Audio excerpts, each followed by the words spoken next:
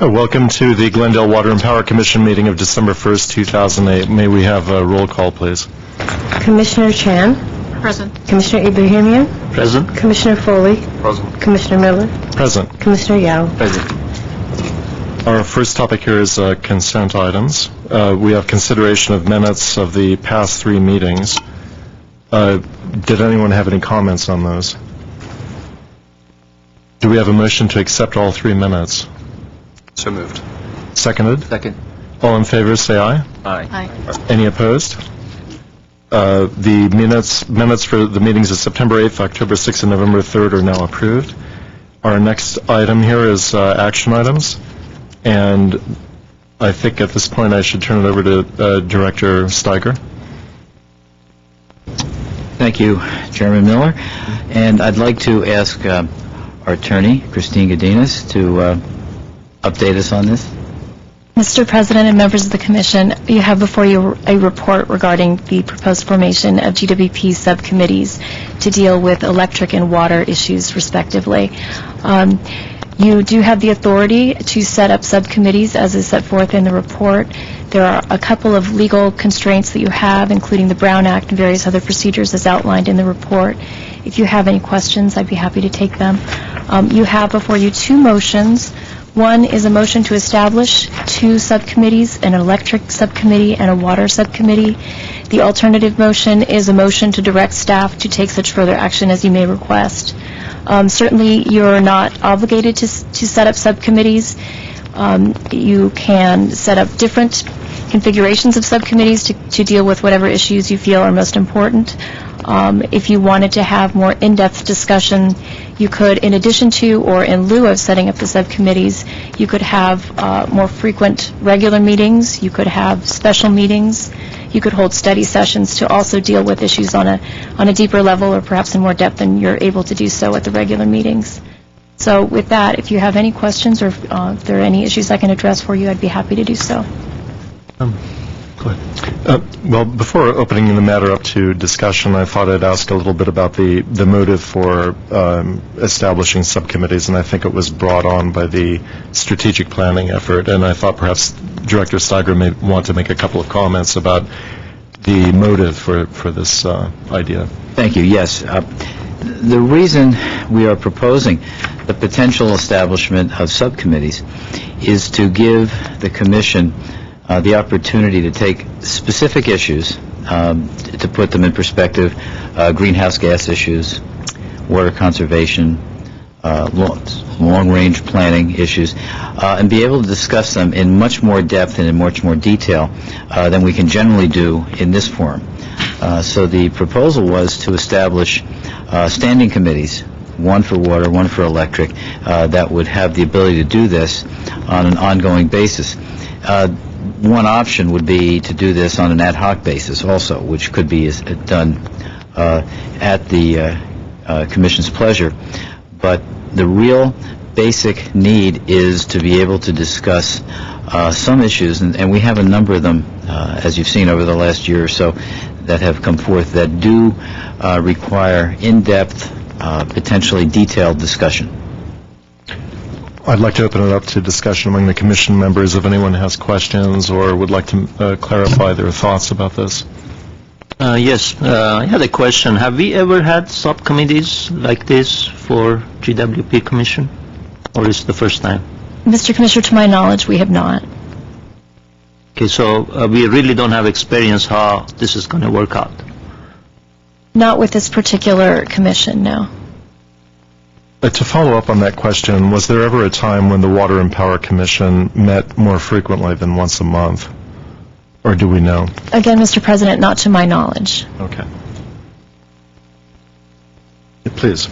Yeah, my understanding is we had study sessions in the past where we looked at the budget and we looked at detailed water issues.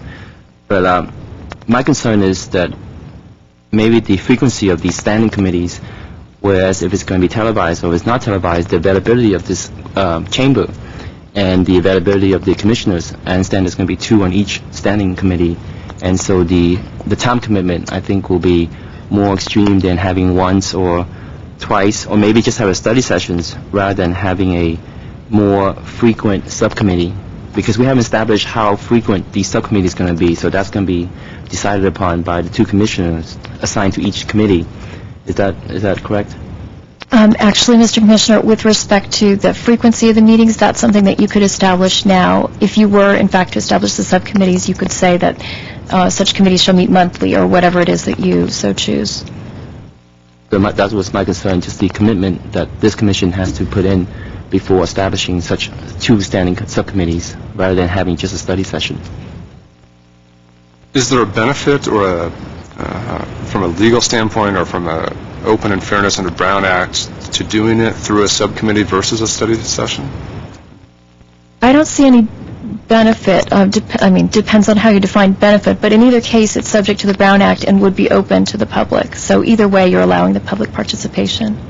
So if we set up subcommittees, it would, let's say they met quarterly, it would be at the same time, location, you'd have to give notice of that meeting so the public can attend, correct? Right. It wouldn't necessarily be the same location. It would be subject to the availability of this chamber, but it would definitely be noticed and open to the public, and public would be invited to participate. And then if we did a study session, the same would take place. We would have to post notice and give a certain amount of time in a public place or something to that effect, right? Absolutely. I have a question. If we were to have subcommittees, I presume that the results of the subcommittee meeting would have to be reported to a plenary commission meeting. Absolutely, that is true. And there would be an advantage of having possibly more frequent regular meetings of the full commission so that we could avoid the time it would take to explain to the full commission what the subcommittee had discussed. That's correct. Mm-hmm. And I would want to submit that to the Commission's consideration in deciding what to do here. If we do have subcommittees, and the subcommittees have discussed in some detail issues like greenhouse gases or water supply, and come to some decision through analysis or recommendation, the whole thing would have to be repeated, well, perhaps not in quite the same level of detail, but much of it would have to be repeated at the plenary commission meeting. So you could probably save some time there by just having more frequent meetings of the full commission. Or the study sessions. Yes, or the study sessions. The difference between the regular meeting and a study session, of course, is that in a study session you wouldn't be taking action on the item. So you may still bring the matter to your commission meeting after having had the study session. And the study session can have more than two commissioners? Yes, the study session would be essentially a special meeting of the full meeting, commission. no action. Yeah. Would the study sessions be subject to the Brown Act? Yes, they would. Okay. But they would not be, they would be considered, I think, there's a particular phrase used in the report of, it would not be advisory, it would be considered a standing sort of, well, those were for subcommittees, I see. Actually, yeah, the study sessions are outside either the ad hoc advisory or standing subcommittee Okay. format. It would be essentially a special meeting. Okay. Those are for subcommittees, though. Right. Okay. Please. So even if we did a subcommittee, though, you still, to take action, would have to present it to the full committee. So even if you are just an advisory or a study session, it has the same effect of doing a subcommittee, right? You still have to have the full committee in order to take any action. That's right. So it's really whether or not we just want to set up regular meetings to have specific issues addressed, or whether we just want to try to do it in a study session where, as it arises, we set meetings. So there's no benefit from an action standpoint or from a procedural standpoint to do a committee versus a study session. The subcommittee can't act on its own. It has to still report to the full committee. Right. So the difference would be the number of participants, I suppose, between a study session and a standing or ad hoc subcommittee. And I guess if the purpose of the study session, or the purpose of the subcommittee is to educate the committee more, or to learn more about it, is that what the purpose of the subcommittee would be? The actual purpose would be to take an issue, analyze it, debate it in depth, and then come up with a recommendation, and then bring that back to the commission and say basically that the subcommittee has analyzed, has discussed, has reviewed all the issues associated, let's say, with greenhouse gas mitigation, and has made a recommendation that the commission take a certain action. So there'd be some discussion at the commission level, but it wouldn't be nearly as intense and as broad as it would be at the committee level. Do we have a list of prospective agenda items for, if we were to have subcommittees, that would, do we have some sense that we would actually, we have enough material, in the opinion of management and staff, to talk about for the next several months if we were to have subcommittee meetings? We've not agendized that, but we certainly could. And the answer is, from my perspective, that yes, we have enough material that we could do that, yes. Okay. In your opinion, based on your work with the strategic planning and the review of the scope of issues, do you think that monthly meetings of subcommittees would be advisable? My opinion would be that if the commission so chose to establish these committees, that they be established on a monthly basis. However, they don't necessarily need to be held on a monthly basis. In other words, establish them. They could be canceled if there's no need. Currently, I would say, however, for the next 6 months to a year, we probably have enough to do that. What's your opinion about subcommittees versus a more frequent meeting of the plenary commission? Taking into account the point I made earlier that a subcommittee's findings would have to be reported again. I don't know if that would take much time, but... I think if I were going to make a recommendation, it would be in this order. Okay, the first recommendation, the top, would be to establish standing committees. The second one would probably be then to go to more frequent study sessions, because the study sessions allow for a specific topic to be analyzed, discussed for a much longer period of time with all the members present. And as Christine mentioned, there's no action associated with the study group, so therefore it still comes back to the commission at some point. And then my final recommendation beyond that would be an ad hoc committee. But I think there needs to be a recognition at some point that we do need to have more frequent discussions of issues in a more in-depth manner. If we were to pass the motion on the subcommittees, we would probably need to decide at this time who would be on which subcommittee. Is that correct, Counsel? Not necessarily. Okay. We would need to come back to you with procedures for the subcommittees, and one of those procedures could be your mechanism for establishing who's on that subcommittee. You could certainly do so today, though, if you so chose. Other comments from commissioners Yes, on what your preference is? Well, let me frankly say what's my concern. We're adding another layer, in my opinion, and that's my main concern. Even, I think you mentioned we can take an action at the subcommittee level, but still the recommendation is going to come up to the full committee, and then we have to take action again. So we're basically adding another layer. Right now, the way the process works, recommendations come from the staff, and we take the action at this level. I just don't see the real benefit from a standing committee. I rather see a study session or more frequent meetings than another committee level. That's my concern, my opinion.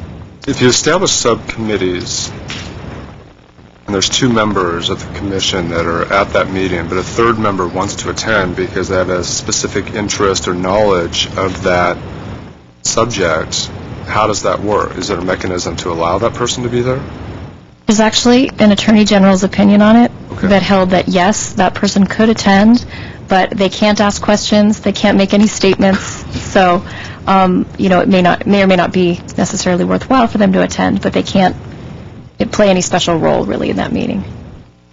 So I guess that would be my primary concern, is if you discuss greenhouse gases or water conservation and a member of the commission wants to attend that because they have some interest in that wants to be more in-depth, I guess the way around that is to set up a study session. Is that, even though we have the standing commission, standing subcommittees, we could still convene a study session for everybody to attend.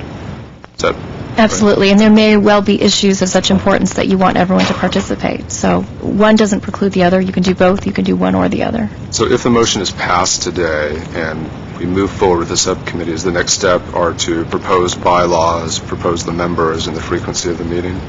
That's right. And if we have a change of heart next month and decide that we don't want to do it, then we just have to present it for another vote if it becomes too burdensome or if people realize that it is?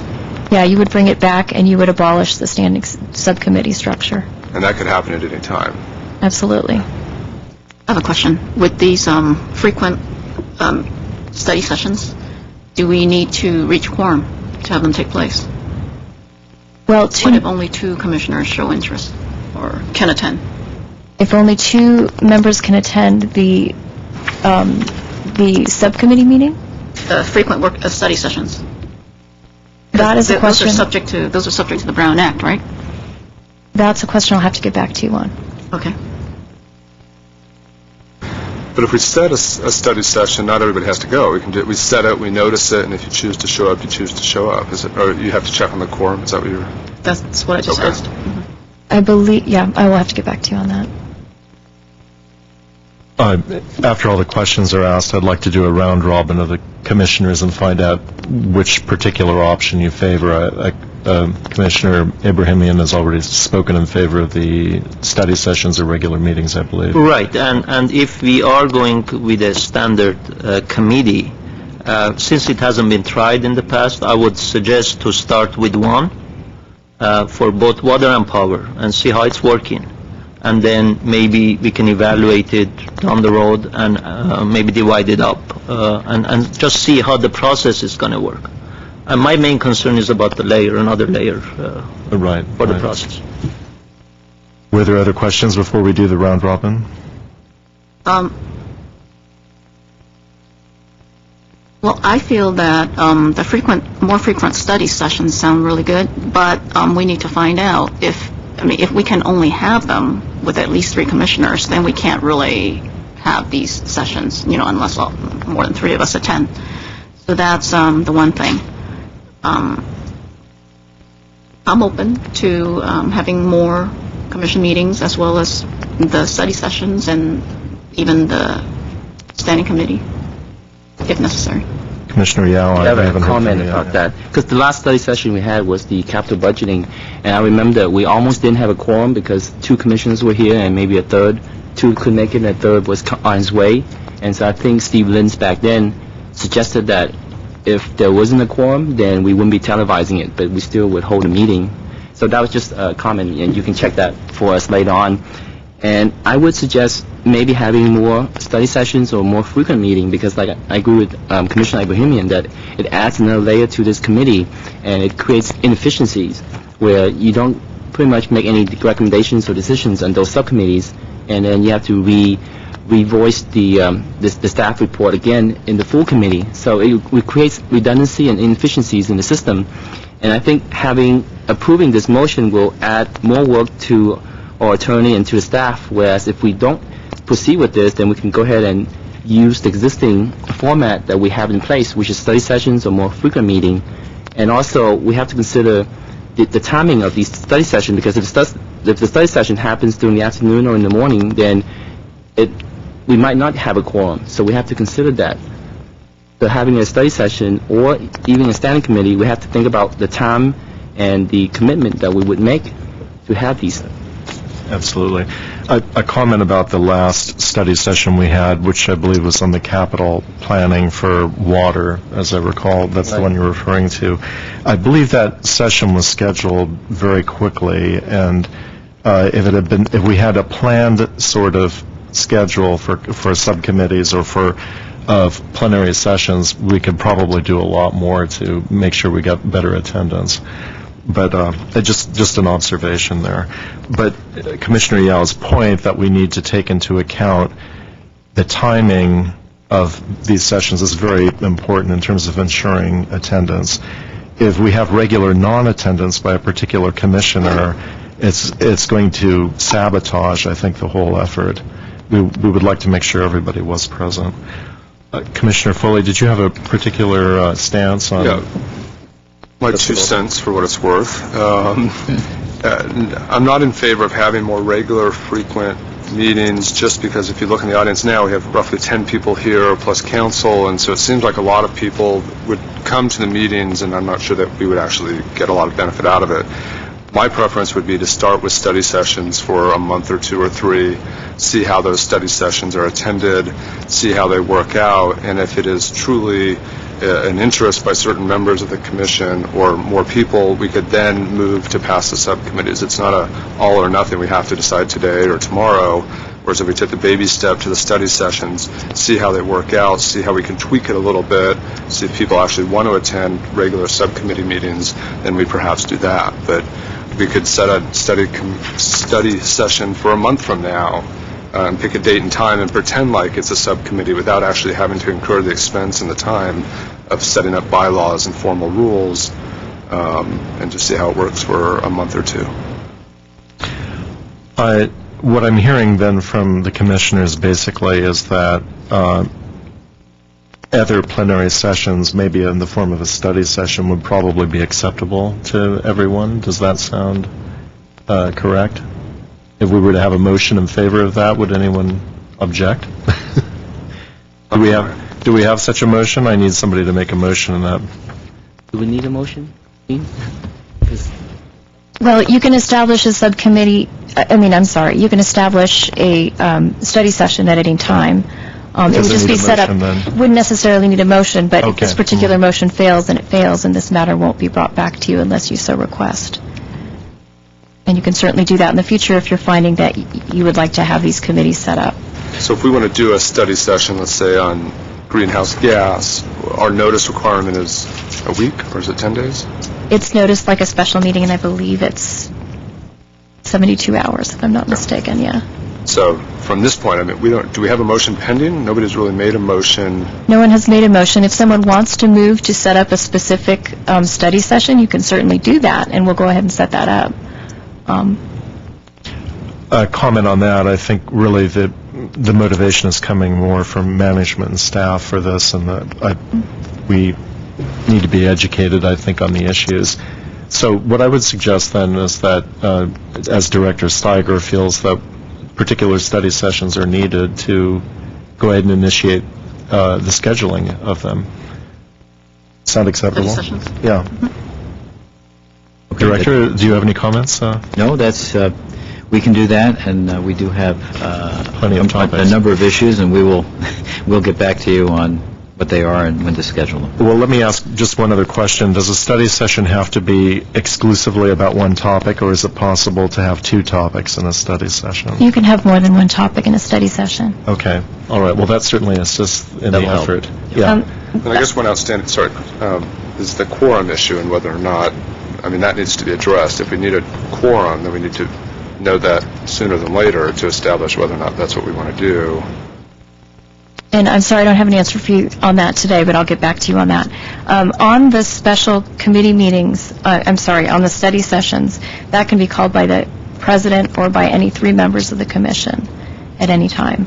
So if you wanted to have a Is there a motion today particular for that? issue you would like to suggest that we schedule for the approximate future, meaning sometime in the next 6 to 8 weeks?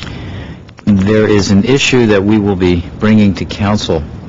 At this point, it looks like early January, that the commission should be very familiar with, and that is what's known as AB 32, or it's actually the greenhouse gas legislation here in California, and the implications of that, how it's being developed in terms of compliance, and also in terms of cost.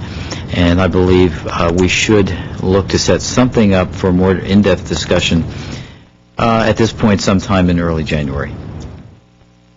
Okay. Is there another topic that we could combine with that if we were to do that, Director?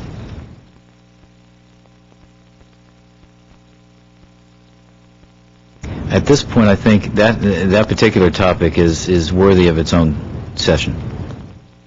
So one of my concerns, if we are presented with that in early January, is I think our first commission meeting is January 5th. And if we are going to be requested to take any action, I don't know if we are or not, we would probably want the study session before our regular commission meeting. Well, let us look at the schedule and see what we can do, and we'll get back to you on that. Please, Commissioner. Does the request to have the study session need to take place during one of our formal meetings like it is, like we're here at now, or could 3 commissioners notify whoever that we want a study session? Does it have to take place during this regular meeting, like today, or could we decide it tomorrow and 3 of us notify you or the president notify you? The president could notify outside of the regular meeting, but if 3 of you were to get together and talk about it, that would be a violation of the Brown Act. As a lawyer, I probably should have known that. Good point. All right. But I didn't think it would be too much to ask the commission to have a motion at this point that we have a study session on AB 32. Or you so move, you may want to consider a date that would be convenient, or at least a time of day or day of the week that would be convenient for your schedules. Well, my recommendation is that staff looks at the schedule and then get back to the president of the commission, and then you can pretty much suggest that date, fix the date, and then the staff can send out a notice to the general public and also the other commissioners, and that becomes the date of the study session. I think that's what happened during the capital budgeting study session, was that meeting was called by the president of that commission, and then that get relayed out to the public, and that was published, rather than having... The disadvantage of that is that if there is any particular block of time where somebody is absent, considering that we're facing holidays at this time, the president wouldn't know unless he made special contact calling into question the Brown Act issues. So perhaps, we should agree on certain kinds of times that might be available. I'm certainly okay with having the study session. The other thing, though, is we could go ahead and just have a motion to have the study session and then talk about the schedule later. Is there such a motion? No, seconded? I second. Okay. All in favor, say aye. Aye. Aye. Any opposed? Then we have resolved to have a special study session regarding AB 32. And any comments about schedules? Anyone going to be absent? Yeah, I won't be here in December. The rest of the month after this Okay. meeting. All right. Well, that knocks that out. Okay. December? Are weekends a bad time for meeting, or late in the evening? It's certainly a lot easier for me later in the evening, meaning like 6 o'clock or later. Would it, and this is just a suggestion, would it make sense to extend this, this meeting, not today's meeting, but the next meeting? That's certainly acceptable to me. Yes. It would just be longer. Yeah. I see nodding heads all over the place, so I take that as unanimous. Can we do that, Christine? Is that? We can. Are we rescinding the motion that just passed? That we are having a study session? Did we not just pass the motion? We did indeed. Okay. So this would be instead of or in addition to? It would be in addition to, what we would do is utilize this meeting's format let's say in January. Include a study session within that. Can we do that? So we could adjourn the meeting Right. and then start a study session at correct. 6:01 or something. I suppose you could. I don't know why you wouldn't just have it as a regular meeting, and one of the agenda items would be... Well, we don't want to rescind the motion. I think that we just went through it. Maybe that's it. Yeah. So you want to have a regular meeting, and then you're going to adjourn your regular meeting, and then you're going to convene to a study session? Yeah. Sure, you can do that. Yeah. All right. Okay, very good. Let's try it. If it doesn't work, then... Congratulations. I think we got through our first major agenda item. Thank you for your patience. Any other further comments on that? Oh, the Yes, other please, thing was, Commissioner. Yeah. Christine, do we have to move on these 2 items, action items 1 and 2, whether we approve it or no? We have to act on these 2, don't we? Because agenda Oh, good point. No, you don't. I mean, if you don't pass them, and if nobody moves, then the item just fails without passage. Okay. There is no motion pending. And as it is, I've amended your second optional motion, which was a motion for further direction, to read that it is moved that the GWP Commission hereby directs staff to establish a special study session regarding AB 32. So that has just passed. Okay. So we're done then, I think, on this item. And once again, thanks to everyone for getting us through this. We have our next item, Sheila? Reports, information. Item 4A, the bucket campaign.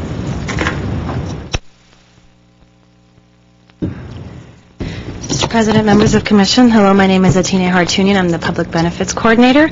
I would like to introduce you to Jeremiah Beers Hosepian. He is a 14-year-old Glendale resident that has started his own water conservation campaign that he would like to share with you.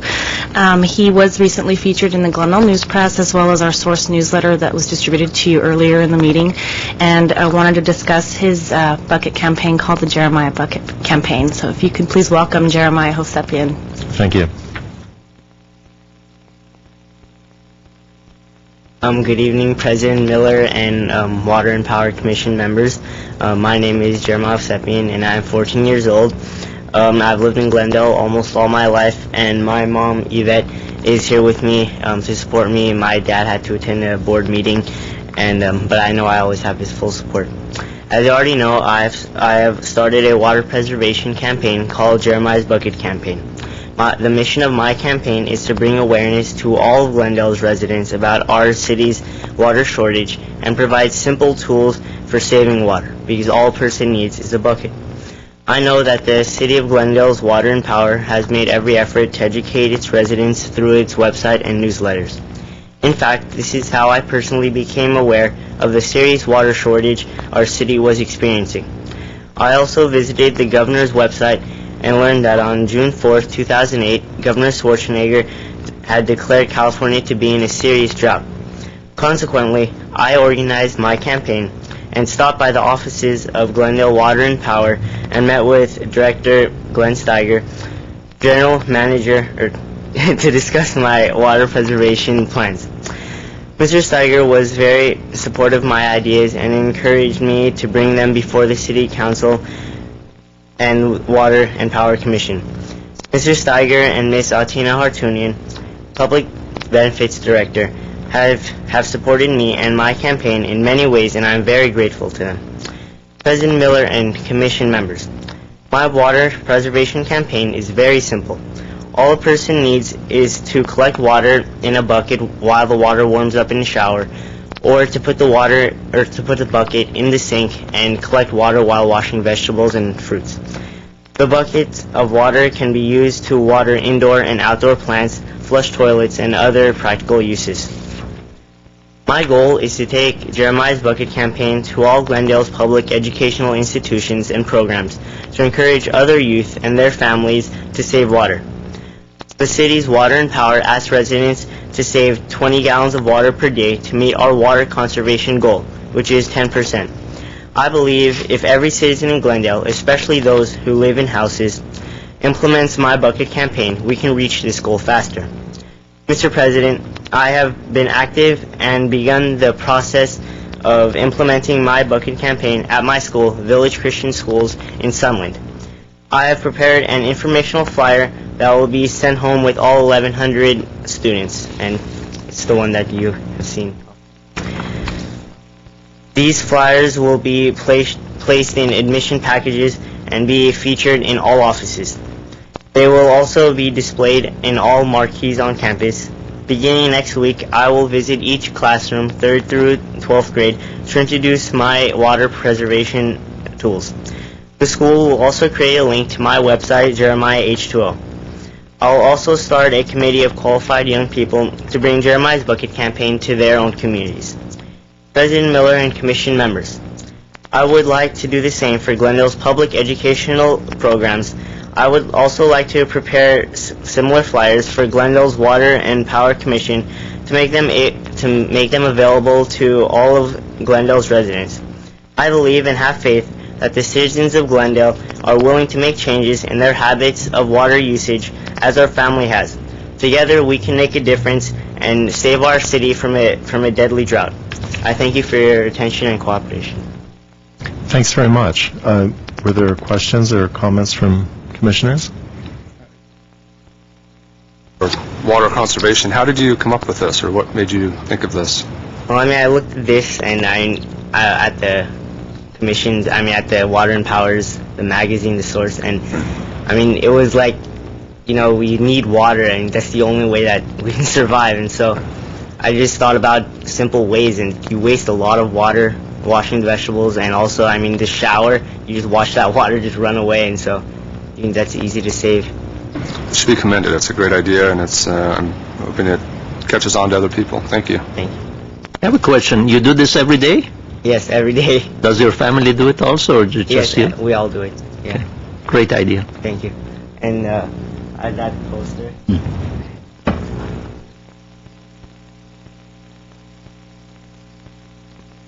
Water in the also shower. I'm watering the flowers. Thank you. Oh, wait, Commissioner, a few other comments. Go ahead. Yeah, I'd like to commend you for a great job that you've done to create awareness about your program. And as I was reading the Glendale News Press about you, I was very inspired by such a young person, a great program that you started. And it's very inspiring to see that kids in our community are stepping up to help with water conservation. So I really admire your effort, and I just want to congratulate you for a job well done.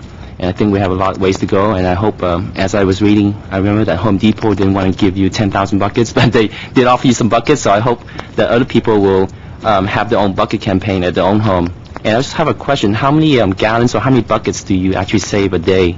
We're estimating about 15 gallons a day, or so something around there. 15 buckets or 15 gallons? Gallons. Gallons, oh, good. And you use it for watering the lawn? Watering the plants, and I mean, you can flush the toilet and things too. I mean, it's just any practical use that you can use water. And It's a great case study, and then I commend GWP for showcasing this young gentleman. Yeah, Jeremiah, you're a great inspiration, and thank you very much for sharing your creativity with all of us. thank you. Any other comments? Jeremiah, of course, as you mentioned, came to my office a couple of months ago with this idea, and I thought it was a really great idea, and it's just caught on. It's so simple, and it's caught on very, very well. So, again, Jeremiah, we commend you. It's great idea. Continue, and just keep coming back with some more ideas. We could use them. Thank you. Jeremiah, also I wanted to thank you for your presentation and your patience while you waited as we debated our subcommittee item. Your civic-mindedness at such a young age is very inspiring, and I hope that maybe you can use this project maybe for some class. If you take a class in U.S. government or something, or civics, you can use your experience here. As you apply for your first job or something, make sure you stick it on your resume. It's very, very excellent presentation. Thank you so much. Yeah. Thank you. And I have buckets for everybody. Okay. Yes.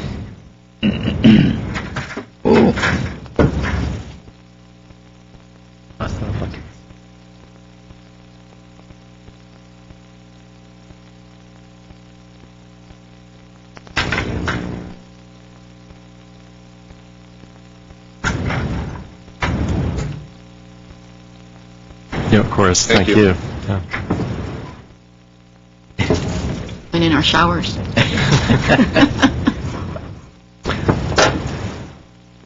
Thanks again. Excellent. And next item.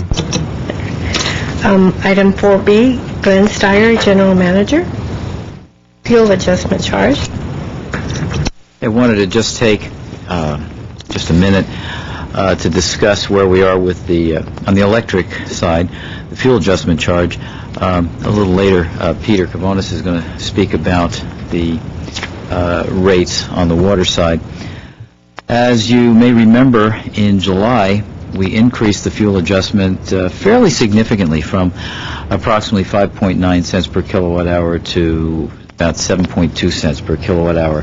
And that was driven mostly from the volatility that we were seeing in the energy, natural gas, and fossil fuel market at the time. You may recall, if you go back to early summer, we had gasoline prices well over $4 per gallon. Also, now, if you have looked today, you've seen that there's been a fairly dramatic drop, fortunately, in the cost of energy, natural gas, and gasoline. So at this point, we are getting ready to readjust our fuel adjustment, which we'll do in January. We don't have the exact numbers yet. and unless something radically changes in the next couple of weeks, which we really don't expect, we do expect to see a decrease in the fuel adjustment. And that's welcome news, and I'm sure our customers will be happy to hear that. Unfortunately, at this moment, I can't give you an actual number, but it certainly will be less than the 7.2 cents per kilowatt hour that we're seeing right now. So that is good news, but as you know, the fuel adjustment is there to adjust for the volatility that we see in the market, and so far it's working. So we're looking forward to lower rates within the next month or two. Excellent, thank you. Any questions or comments? I have a curious question. Do we make any money in getting this lower rate? Because as I understand, the power procurement side, they do some hedging, and maybe they were factoring this in so that did we make money or come out even? We did. We really don't make money on the fuel adjustment. The idea is it's a pass-through. What we do is we keep a little in reserve so that we have some slush, so to speak, in case we do have a significant increase all at one time. So we did make a little.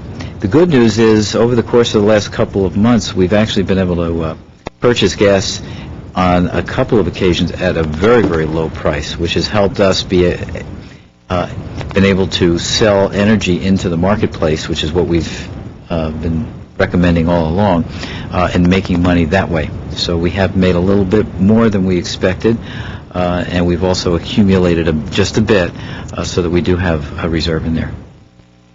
I have a question. Is your renewable pass-through included in that adjustment factor? Yes. Yes, it is. Question, with the money that we made, what is done with that?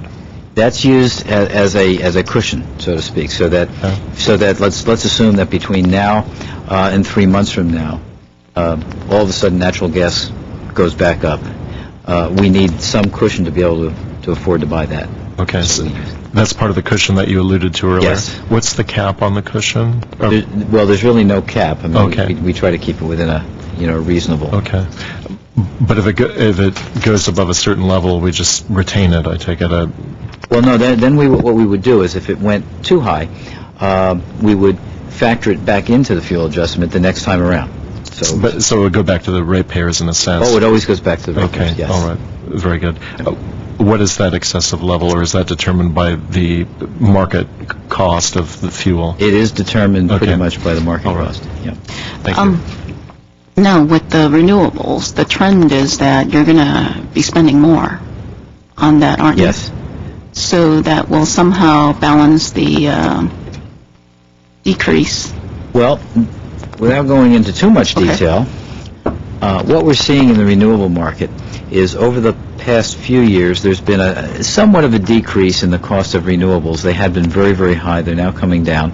And while at the same time, as you're well aware, we've seen an increase in our normal energy sources, natural gas, coal. So what we're seeing is a convergence, somewhat of a reduction in price on the renewables, somewhat of an increase in price in what is our normal energy purchases, to the point where, while there's still a differential, it's closer. So we're not paying as much of a premium anymore for renewables. However, as we look forward, we are expecting there to level off. So there will be some premium for renewables. Exactly how much that is, not quite sure. Not nearly as much as it's been. So there is a convergence here. Yeah. Other questions? On to our next item. Asset management, Peter Kavunas. Good afternoon, Mr. Chairman, members of the Commission. I'm Peter Kavunas, Water Services Administrator. Wanted to give you a brief overview of our efforts to improve asset management practices in the water and electric utility.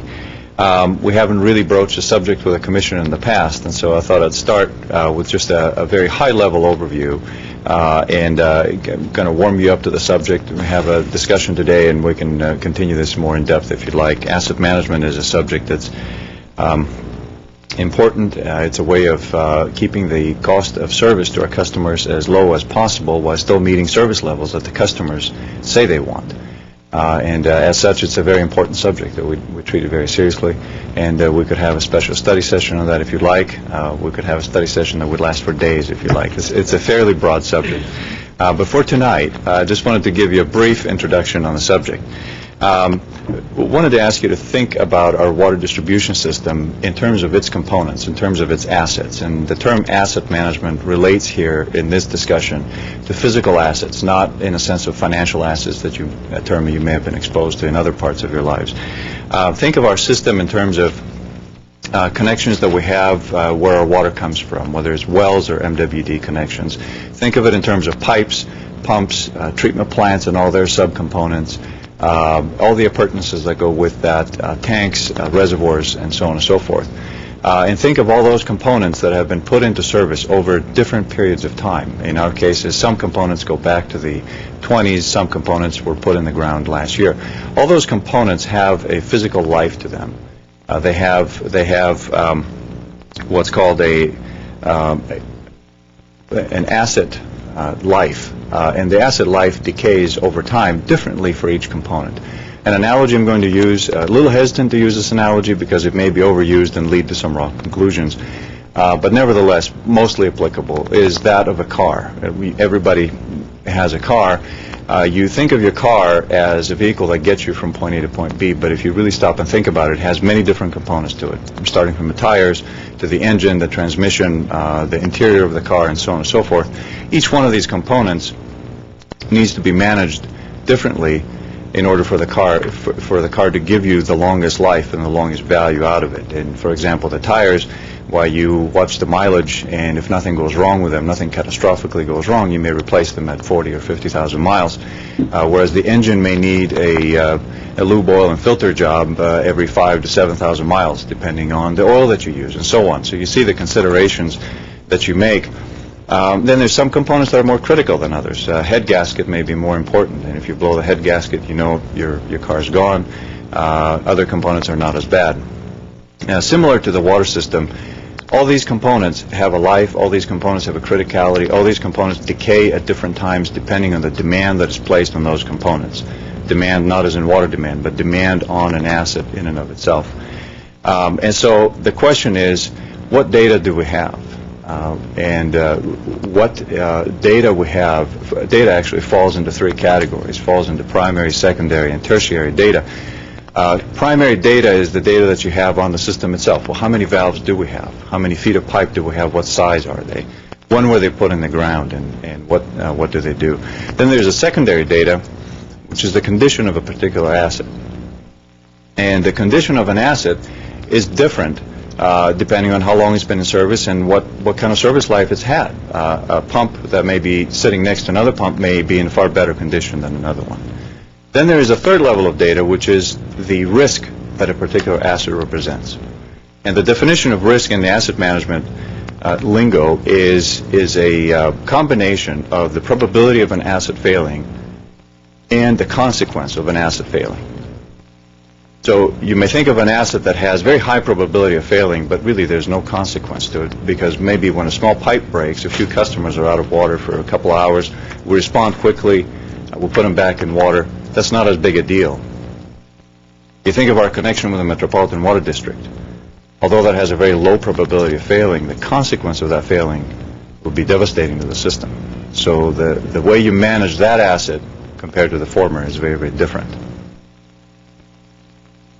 And ultimately, it comes down to managing risk for every asset. And managing risk means knowing the condition of the assets, knowing the probability of failure, knowing the likelihood, the consequence of failure. And so how the data is managed is really critical. Proper asset management requires full knowledge of all assets. At the primary level, full knowledge of the condition of the assets. At the secondary level, full knowledge of the risk every asset represents. Beyond knowledge of the assets, there's the concept of how do you manage that knowledge? What systems do you use to store that knowledge? Is it put in a database? Is there an Excel database, an Access database? And how does the one database that knows where the assets are talk to the database that knows what condition they're in? How does it talk to the database that tells you what the risk each asset represents is? So this The data is one consideration. Where the data is stored and how it's managed is yet another consideration. And ultimately, the risk and how it's managed represents yet another consideration. And ultimately, all that leads to is some very sane decisions about how you maintain an asset and how do you replace an asset. How do you make the decision that you need a new pipe as opposed to renewing an existing pipe? How do you know you need a new pump as opposed to just simply repairing the pump that you have? Those, of course, decisions translate to dollars, which translate to our budget, which translate to rates. So you can see the thread to where you can take a very simple individual component like a valve in the street, and you can actually tie it into the much bigger picture of how everything gets managed, how everything gets prioritized, so that we have minimal risk, we can manage all assets, deliver the level of service our customers want, and keep the cost as low as possible. So in a nutshell, that's asset management. What we've done so far is every utility has a way of managing assets. It's the degree to which that asset management and those practices are coordinated and understood that varies. We wanted to know how far we are from what's considered to be best management practices. So we hired an Australian firm, consulting firm, to give us an idea of what the gap is between our practices and the best management practices. And the reason we went to Australia to look for a firm is because in Australia and New Zealand, through neglect of their systems, they came to some very difficult decisions about how to manage public systems, and not just water utilities, but also roads, wastewater, and so on. And they actually ended up mandating it as a government program that every utility has to have formalized asset management. And so through that mandate, the practices were codified and studied, implemented, and well understood. This practice is starting to migrate to the United States. EPA is strongly advising and recommending water, wastewater utilities to improve their asset management practices. And so for us, a logical place was to go to those folks that have already been through the learning curve and are up on the learning curve. The consultant we hired prepared for us a chart, and let me lay this over Jeremiah's campaign, if you don't.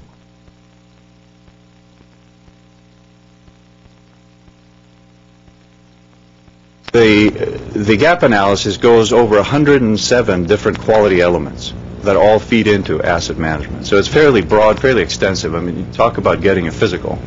And what we got is, in larger groupings, we got an assessment of what would be the best management practice for a particular category, and what would be in blue. Shown in blue is where we are compared to that. And the ratings go from a state of innocence to a state of awareness, to a systematic approach, being proficient, and then to excellence. And the reason that excellence is not reached in all those areas is because you don't have to have excellent practices in any one category to achieve good asset management. There's no point in spending all that money that you'd need in a particular process to get excellence. And so looking at the gold band there represents the gap between our practices and best management practices. And the recommendations of the consultant came in the form of a few projects that would help our management, our in-house management, improve and help close that gap a little bit. So where we are today is we've issued a request for proposals. We received 4 proposals, and we selected one of them, and we're poised to recommend that to City Council. They would hire a consultant that would help us bring those practices that have been so successful in other parts of the world, bring them here and help us move up from where we are to closer to the best management practices for asset management. Some of the firms that competed for our project, 2 were Australian firms and 2 were U.S. firms. And one of the firms we're recommending is an Australian firm, actually one that's different than the one that did our gap analysis. At the end of the day, through the competitive bidding process, the firm we're recommending was a better fit for what we have in mind. So at the 50,000-foot level, that is a presentation on our asset management effort. I'd be happy to answer questions. Yes, thank you for a great presentation, Mr. Kabunas. Did we use this type of analysis to frame our capital budgeting process that we did last year? And what is the link between those two? What we did in during the rate increase, to support a rate increase, is we needed to present data, and we presented the best data that we had. So what we did is we sorted out the capital needs as we've identified them and laid them out over a period of time that we think is the appropriate time to implement them. And we have good rationale for those projects. What would improve as a result of this process is an actual evaluation of one project compared to another, because the result of this process is that each capital project has to have a business case evaluation to prove its relative merit comparing to others. So we did use the data that we had, and there is an improved way to do things. Would the updated analysis change the capital budgeting priorities that you presented last year? My expectation is that our capital program would likely change in profile. The intensity of capital programs over time would be different, and my expectation is that that would allow us to have a lower rate increase than we projected last year. Commissioner. A quick question. How much is the fee or the approximate cost for the RFP for the project? The consultant that we're prepared to recommend to City Council, their fee is approximately, for 3-year services, is $500,000. Thank you. I take it that the recommendations represented by the gold band on your chart affect your operation and maintenance program more than capital program. Is that correct? They affect both, actually, Okay. Mr. Chairman. They affect both. Operations would stand to benefit. Maintenance would stand to benefit a great big deal, because although we do have a computerized mechanical maintenance system right now, it's a program that we developed in-house and we use in-house, and is nowhere near as rigorous as the one that we intend to migrate to. And migrating to a new system that's integrated with the GIS, where the primary and secondary and tertiary data will eventually reside, will give us much greater, not only knowledge of the data, but access to the data by all staff. Capital will also improve a great big deal, and it's capital where I expect the great savings to come in. I guess what I mean more is that your asset management plan is more part of an operation and maintenance program than it is a capital investment itself. It's both. Okay. It really is both. The rigor that's added into evaluating capital projects is it's substantial. So capital benefits quite a bit. Okay. Other questions? Well, since Commissioner Abraham brought up the cost of this contract, as I understand, it's 3 years, $500,000. What is the benefit for that? Because 3 years, $500,000 sounds like a lot of money for consultant work. I mean, what are we getting for that besides the knowledge? Are we getting some kind of database system? Are we getting continuous support? What we're getting is a facilitated approach to new and better business practices. I can't, if I knew how much lower a capital program would be, we obviously wouldn't need someone to help us get there. My expectation is our savings are going to exceed that by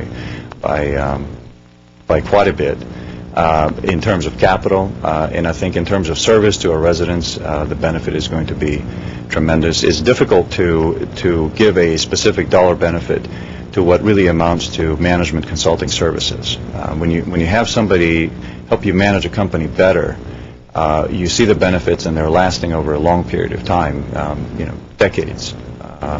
And so while $500,000 spread over 3 years may seem like a lot of money right now, it seems like a drop to me compared to the benefits we will continue to reap long term. I assume you would make that recommendation to council to approve this contract. So I would suggest quantifying the benefits of this $500,000, which would, assuming if you were to bring that contract to us, we would try to vet that and make sure we're getting our money's worth, or else we wouldn't approve it in this chamber either. I understand. Do we know of other communities that have implemented a similar program and seen savings? Presumably the Australians have a lot of data about that. Right. The real savings come in the fact that there's a great alignment between community expectations and a program that delivers those expectations. At this point, we're managing a system that is built, maintained, and operated based on the technical staff that you hire, that serve you, based on what we think is best. And the danger there, of course, is that you may end up building a gold-plated system. But that doesn't necessarily mean that's what the community wants. The community has certain expectations of water quality, of pressure, of service availability, and so on. I was just looking at some kind of way of substantiating this issue of return on investment, which I think the other commissioners are asking about. Presumably, there are other communities out there that can identify savings they've had that exceed the cost of. Is that correct? Yes, and it's every community is unique in the sense that they start at a different place from another community, and their benefits may be smaller or larger. It's very difficult because this is not a consultant that will build a reservoir for us. This is not a consultant that will give us a new product. This is a consultant that's giving management advice. So it's very difficult to say if you hire him and spend this much money, this is exactly the return on investment. It's not a quantifiable number. You need to understand and appreciate the existing, the condition of the existing practices in managing our business, and you need to use some creative imagination to understand that we can improve, and that improvement results in savings. Well, obviously every community is unique, but if there is an experience that communities, however diverse they are, gain more than they spend when they implement programs like this, it would, I think, help sell it. Absolutely. And to the extent we can get dollars or any kind of comparative ratios, we'll certainly bring them forth. Okay. Question. With the consultant on board, they will be assisting management and facilitating the process and new approaches and things like that. Does that take 3 years? At least, yeah. Improving asset management it's an ongoing pursuit. We believe that the 10 projects we've identified are implementable in 3 years' time. And you can't do all of them at once. For example, the 10th project, the last project, is redoing a gap analysis to see how far we've improved. That can only be done on the 10th year, or on the 3rd year. Okay, so they will be coming up with the program, and they're responsible somewhat for the implementation? Yes. Okay, and then also reviewing, actually, the results? Yes. And also providing very intensive training to staff at all levels, lower-level staff, mid-management, upper management, and also involving, to an extent, the electric side of the house.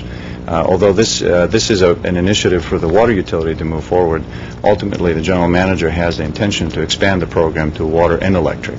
The reason we're starting with water is because since that's been applied to water systems in other parts of the world very successfully, it makes more sense to begin with water and then expand it. Actually, the management of that position would happen in the centralized business support group, which serves both water and electric, and so it's natural to extend to both sides of the utility.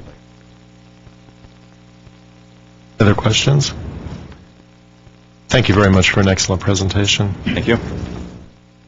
On to the next item. Item 4C, Customer and Support Services. Item 1, Water Conservation Update. Mr. President, members of Commission, hello. My name is Atina Hartunian. I'm here to discuss the water conservation update. Water production for the month of October was down 1.3% as compared to our base year.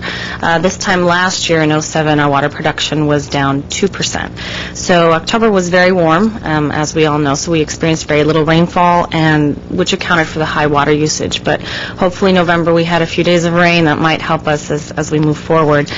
We are pursuing our activities as we have been in the last couple of months. We continue to inform our customers to use less water outside, reduce their watering schedule, reducing their schedules by 1 or 2 days, and also reducing the amount of time that they're watering per station. The source was mailed to customers last week, which included water conservation information, and we will also be mailing out city views in the next week, which will have the same information in it. We're also continuing our bill inserts and our bill messages to promote our outreach activities. That is it for the water conservation update. If you have any questions. I have a brief question Sure. for you. I had the experience of dining out a week or so ago, and they looked around the restaurants, we were talking about water of all things, and the whole restaurant's full. Everyone, they're just delivering water. Is there any effort by GWP? This is a restaurant that I've eaten at before that had the table tents that no longer have the table tents. Is there a follow-up program? There is a follow-up. I would say every 5 months we send out a reminder letter and we encourage that we still have the water table tents available if they want. But what we do get are customer calls saying the restaurant is serving water, and we send them a postcard, as we've shown you in the past, encouraging them to not serve water to their customers. But it is at the discretion of the restaurant. As much as we try to tell them to conserve, we encourage them to wait till the customer asks for it, but they still go ahead and do it. I'm curious, if you want to let me know which one it is, we'll be happy to contact them again. Maybe afterwards.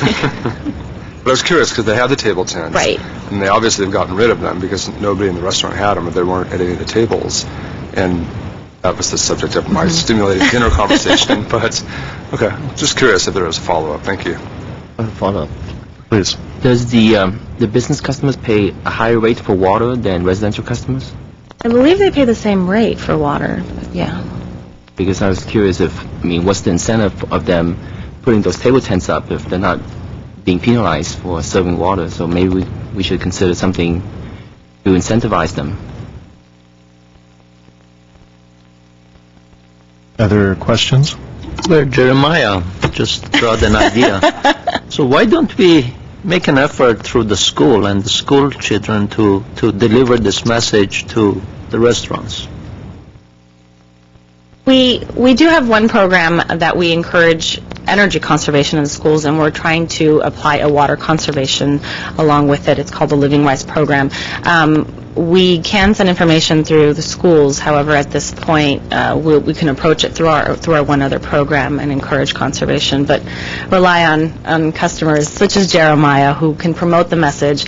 And I think coming from a 14-year-old versus coming from us is a different kind of concept, which they might grasp better when it comes from somebody like that. But yeah, we definitely try to encourage things like that, and can use Jeremiah to promote that as well. We'll have Jeremiah provide a bucket to every restaurant. That would be great. Yeah. Or, even school students delivering those tents to the restaurants on every 5 months. Maybe that would be a promoting effort from the kids to the restaurant owners. Some kind of a different approach than penalizing. Incentivizing. He didn't say penalizing. Well, I would agree with that because, as I mentioned, that bringing Jeremiah and his campaign is more effective than us saying that conserve water because it becomes more personal. And I would encourage the staff to continue to bring up these cases and to make the public aware of those. And it's a great showcase as well as it's more effective when people feel connected to the community, and when they do these type of programs, then other people catches on rather than waiting for us to tell them because the message is different. For the benefit of the audience here, when did the voluntary conservation campaign start? It started in July of 2007. And the target was 10% reduction based on the previous year, 2007. 2006 is our base. 2006, pardon. And since that time, how many months have we actually achieved our goal of 10% reduction? The latest month we achieved our goal was July, but going back, I'd have to get you that information. But I have the chart here, and looking at it, looks like we've done 3 of the months. 4 months. Right, this is for... Right. Okay. It's going back to November 07, though. Oh, okay, that's going back not to the beginning. So 4 months since November, that's of 07, that would be 13 months, or no, I guess 12 we have here.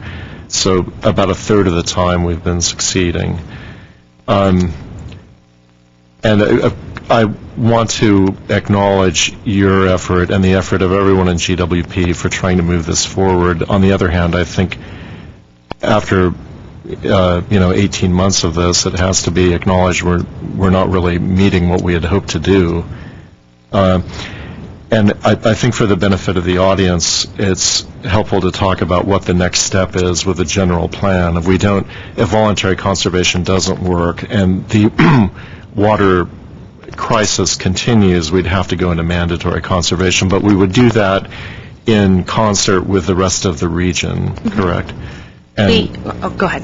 I think there's going to be some more discussion about how that might develop, presumably through Metropolitan Water District or something like that. So the real task before us at this point, I think, is to determine what else we could do to make voluntary conservation more successful. And we heard some good ideas that were just mentioned. Another idea we've brought up in the past is an idea of providing some kind of incentive, financial incentive, for what I understand to be our largest usage of water, which is outdoors, through xeriscaping and so forth. Do we have developments in that area? And in terms of xeriscaping and outdoor landscape incentives, we are looking to work with Metropolitan Water District in their Cash for Grass program that they are currently developing that they haven't implemented yet. So we are looking into jumping on board and doing that with them. We have increased our incentives for the smart meter controllers for outdoor water usage, as well as the rotating sprinkler heads. So we are taking direction from Metropolitan in terms of providing those rebates, as well as providing our own rebates through our programs. But even as the incentives that we provide, customers kind of choose to go through with the program or not, depending on the type of incentive. And we do offer higher incentives than most other cities do in order to promote conservation. Okay.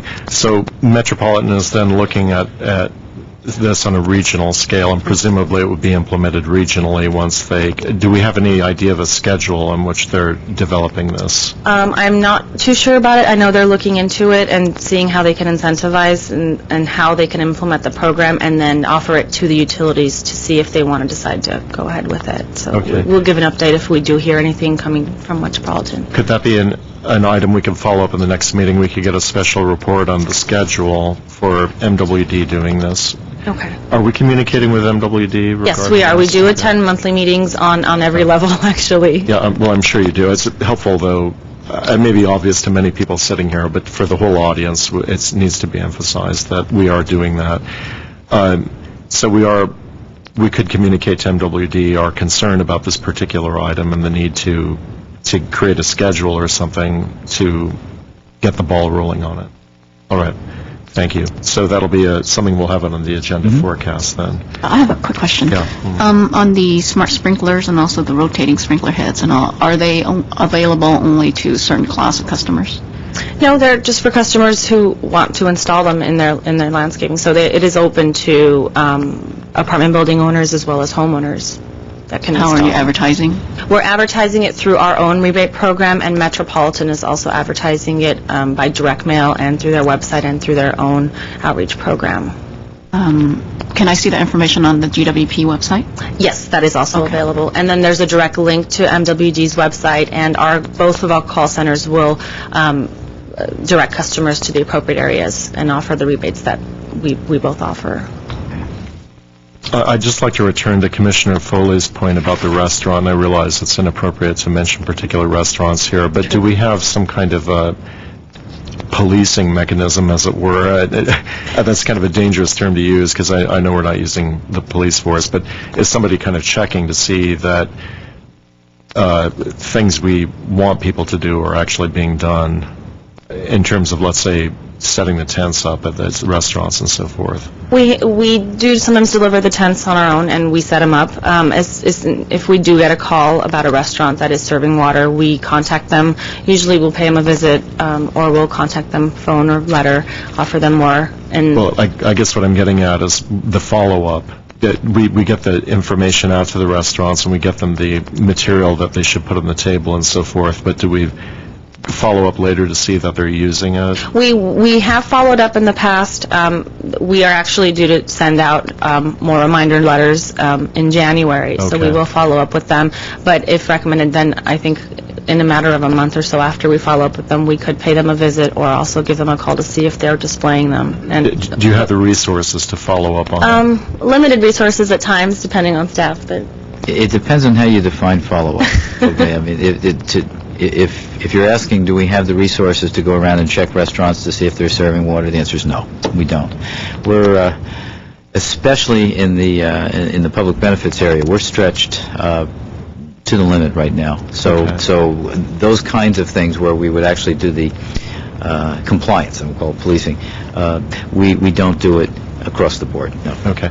But in that case, it would be helpful, I guess, for us to ask the audience, people watching on TV or people present here, commissioners, if we do find a situation like that, we should report it to GWP. Which we always encourage. And what's the number for reporting? They can call our customer service number at 548-3300 if they want to report anonymously any water waste that they see throughout the city. Okay. I'll just repeat that number. It was 548-3300 in the 818 area code, Yes. of course. Okay.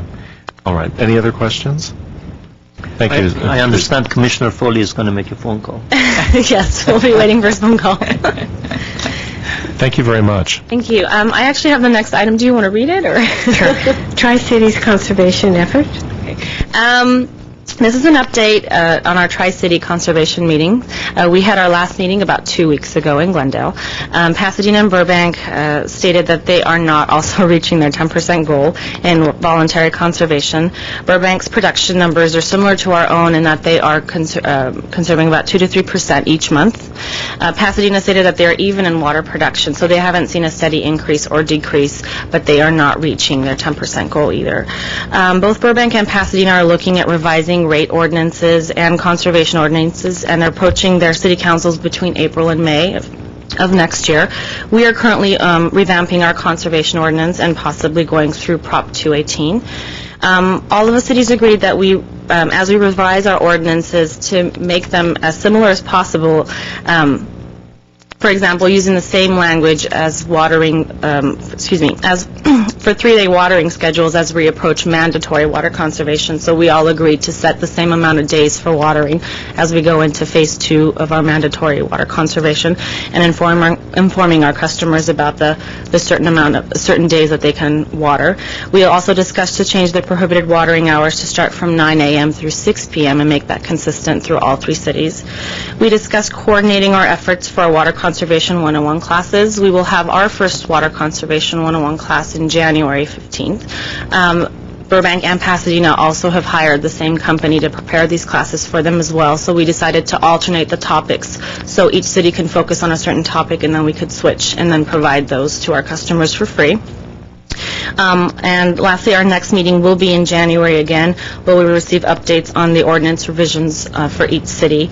And we also have developed subcommittees within the Tri-City meetings, and these subcommittees, for example, one of them focuses just on outreach, such as advertising and public relations. Other subcommittees focus on rebates and programs that we can offer and work together. So our next meeting will be in January, as mentioned. Any questions? I think you mentioned about Prop 218. What's that all about, one more time? I can address that, Commissioner Ibrahimian. Prop 218 is the so-called Right to Vote on Taxes Act. It's a provision in the state constitution that allows that certain types of rates cannot exceed the cost of service and are subject to approval of the ratepayers. So in this particular ordinance, depending on how it goes, there could be a possibility of a Prop 218 procedure. Thank you. Were there questions on the Tri-Cities conservation effort from anyone? I wanted to ask you about the conservation ordinance. That issue has come up in previous meetings. Do we have a schedule for when that would be heard by council? Well, it depends on Proposition 218. If we have to go through it, then I believe the schedule will be changing slightly. Yeah. Okay. Not sure how many days. Christine, I don't know how many days we have to give customers. The Prop 218 procedure would be 45 days, so in addition to whatever the proposed schedule is, I believe it's sometime in early next year, if I'm not mistaken. Yes. So we do have a schedule then? We do have a schedule that we're working Okay. towards, and then Okay. depending on Prop 218, then it might be delayed in terms of going to city But council. I think it's reasonable to say sometime in the first quarter of 2009, Yes. it would be presented to council? Yes. Okay, very good. When the commission will be seeing it in advance, I assume? When would that be? Potentially in January. Okay, all right. Okay. I had a question also. Were there, you went through them, were there really any significant new ideas in your meetings with the other cities? Our ideas were mainly focused around the ordinances. If we can get them to be similar, I think that will work best in terms when it comes to outreach efforts, especially when we reduce the number of days of watering. It's very easy to choose the same days where it's consistent throughout all the cities, and that creates a stronger message. So we are focusing on the ordinance and the revisions because every city is going through that right now. Okay, and you're studying best-of-breed ordinances out there in the U.S. community, I take it? Okay, very good.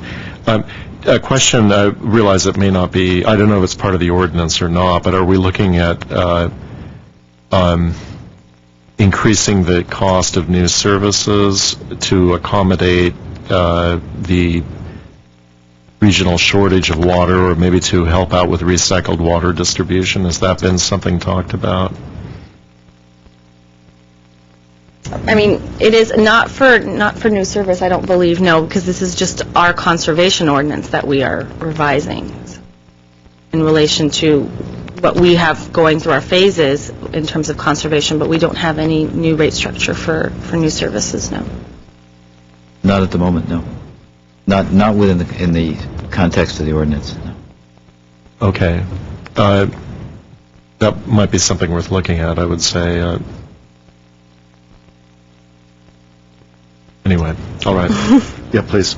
The other thing, as I mentioned before, was the differences between commercial and residential customers. If we're considering conservation ordinance, can we consider revising the difference between those and have some kind of a difference at least, rather than having commercial customers paying the same rate as that residential customers? Maybe we can incentivize commercial or restaurants paying like a tier structure so that they can use the water, but then they can be incentivized to have a lower subsequent tiers if they reduce that water consumption. Can we also look at that, having multiple conservation ordinance rather than having just one?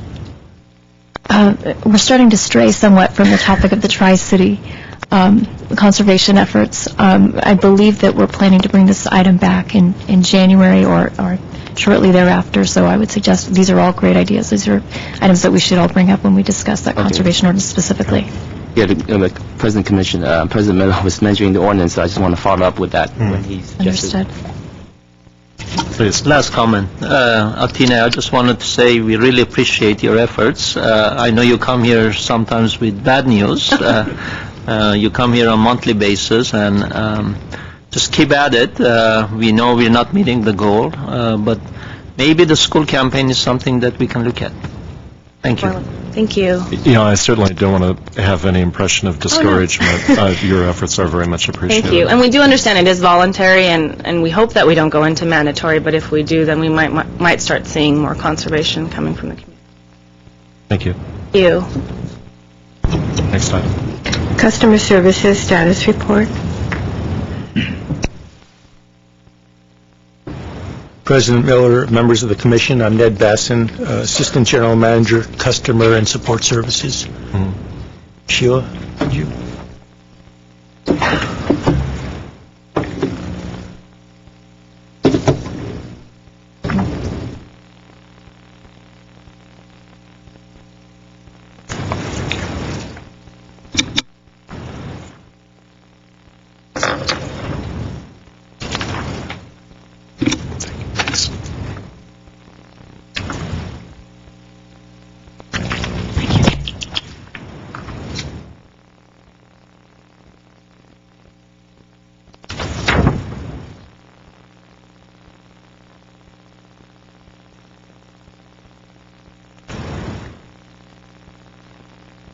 Tammy Vallier, our Customer Services Administrator, could not be here today, so I'll give the report.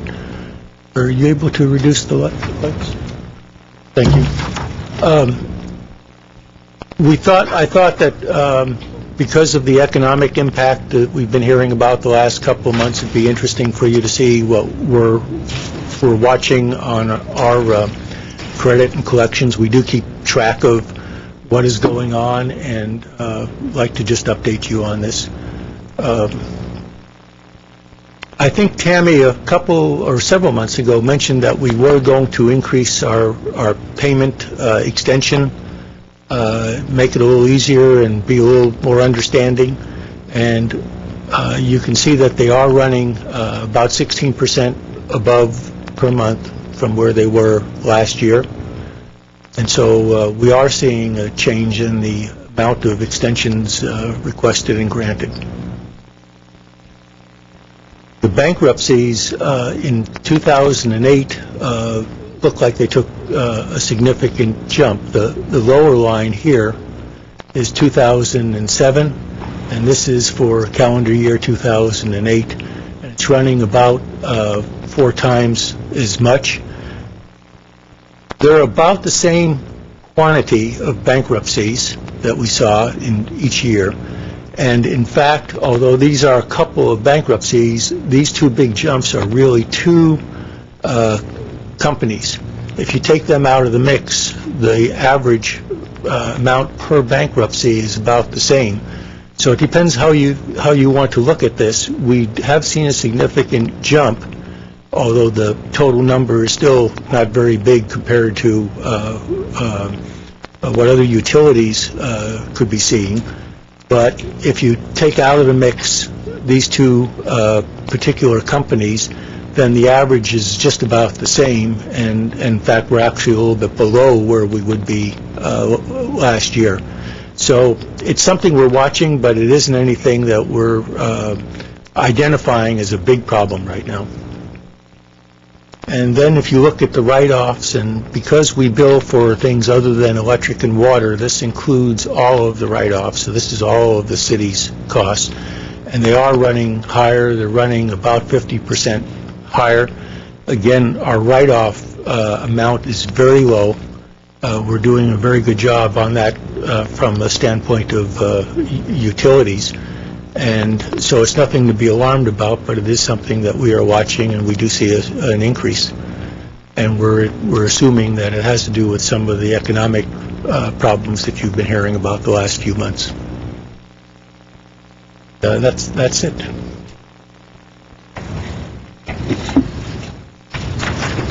Thank you. Were there questions? Thank you, Mr. Basson. With these write-offs, are we not collecting any money? Is that what you're saying? That's correct. That's where basically accounts leave, and we're not able to collect the money on that. How come we don't have some kind of collateral or some kind of credit when they open an account so that we can collect? Well, we do. We do have deposits, but there's some which get aged, and eventually you just can't collect on them. Okay, because these bankruptcies are a pretty big company. I would assume we can collect on those. On the bankruptcies, these are I'll call them preliminary numbers. This is what we had owed to us at the time they filed for bankruptcy. The amount could be decreased depending upon what happens in the courts, or it could actually be increased depending upon what happens.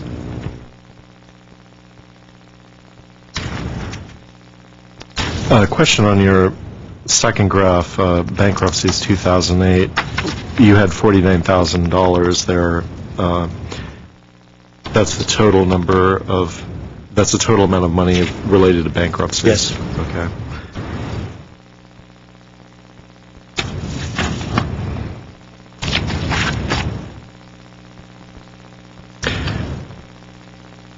What kind of impact do we anticipate that on terms of revenue? Well, it's a very, very small percentage of our revenue. Right now, this, other than a trend that it's greater this year than it was last year, the numbers themselves are not significant. Could you give a percentage? This is less than it's about 1/10%. Okay. Yeah, that's important for the audience to hear. Thank you. That's all I had. Other questions? Thank you. Excellent presentation. Our next item. 4D Water, report number 1, MWD update including proposed rate increases. Number 2, water supply report. And number 3, Chevy Chase update by Peter Kavunas. Good evening, Mr. Chairman, members of the Commission. I wanted to present some information to you regarding the Metropolitan Water District and their assessment of water supplies, along with our production report and projected water rates from the Metropolitan Water District. In terms of water supply for the state, you have at your place a chart. It looks like this. It's a multicolored chart. I have copies for any member of the audience that may want one. Mr. Milano? This chart's available on the internet, and if you know where to get it, it's actually a very useful chart in the way of updating on a regular basis the precipitation in the northern portion of California. And the reason that's significant is because the majority of the water for Southern California comes from there. The chart shows in dark blue in the lower left corner that the precipitation in the 8 stations that measure precipitation in the Sierras is at this point 8.5 inches of precipitation, and it's just a little below the average, below the 1922 to 1998 average. And you can also see that there was no significant precipitation in the month of November. So we're right now kind of at a break point. The chart shows you a couple of the dry years that have been in the past, and a couple of the wet years that have been in the past. And then also shows it's sort of in the middle was 2007, 2008. Where we go for the rest of the year is something that my intention is to bring you monthly updates and bring you this chart as a way of keeping you up to date. If the chart, I would venture a guess at this point that if we mimic the 2007, 2008, we'll probably have mandatory rationing next year. And to that effect, at your place there's copies of 2 memos that Metropolitan Water District presented to their Board of Directors, and they're very good memos that present and discuss the overall water supply picture. These have been circulated to city management and hopefully city council as well. Mr. Milano, I don't know if you'd be interested in that as well. It makes for good reading if you're interested in that. One of the salient points in those memos is that Metropolitan forecasts at this point there's a 1 in 3 chance that there will be a regional shortage. Metropolitan is a regional wholesaler to Southern California, and so if they declare a regional shortage, we need to respond. We get about 65% of our water from Metropolitan Water District. So if they declare a regional shortage, we will most likely have to declare mandatory conservation in England. If the regional shortage is of low level and our voluntary efforts pull up a little bit and show that we can make it without mandatory conservation, we may not have to as an individual member agency. Chances are, however, that we will have some level of mandatory conservation, probably starting next July. That's when it'll go into effect. I do recommend you spend a little time and review the attached memos. For those that have attended the Colorado River Aqueduct trip, there's some information that's a little repetitive in terms of the overall supply picture for Southern California. Generally very, very good educational information in those 2 memos. And along with that, you also have at your place the standard report on our production, which shows the production for the month of October, through the month of October, from all the sources available to Glendale. Are there any questions on water supply? I have a question. You talked about possible mandatory conservation next year.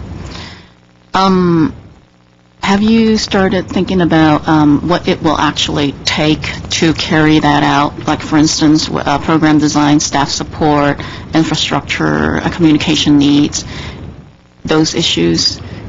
When it happens, it's going to be pretty fast, that we will need to act. Yeah. We actually, from the time Metropolitan Water District says that there's a regional shortage, and their board will vote on that at some point if there is to be one, to the time where it's actually implemented and we need to start reducing, there's about a 2 to 3 month window which would allow us to go through a billing cycle or 2, and it's imperative that we're ready to get the message out to our residents as quickly as possible, as you point out. We have looked at that. It's an integral part of getting the conservation ordinance ready, revised, and approved by City Council. So if we need to, we can go to Council with a recommendation to implement a certain stage of conservation. At the same time as preparing the ordinance, we're working with other city departments because we would need their help in implementing provisions of that ordinance, such as neighborhood services, Parks and Recreation, Fire Department, they're all affected in some way, shape, or form by that ordinance. So we're preparing, we're assessing what we need. Part of the Tri-City conservation effort is also looking at, could we possibly pool our resources and look at a temporary agency for staffing that we could jointly access, and so there's some economies of scale in the staffing that we use. And if we manage so that the three cities' ordinances are somewhat similar, then enforcement across the three-city area becomes a little bit easier. So those are things that we're actively considering.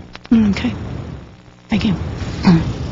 How often does the MWD meet? The Board of Directors meets once a month.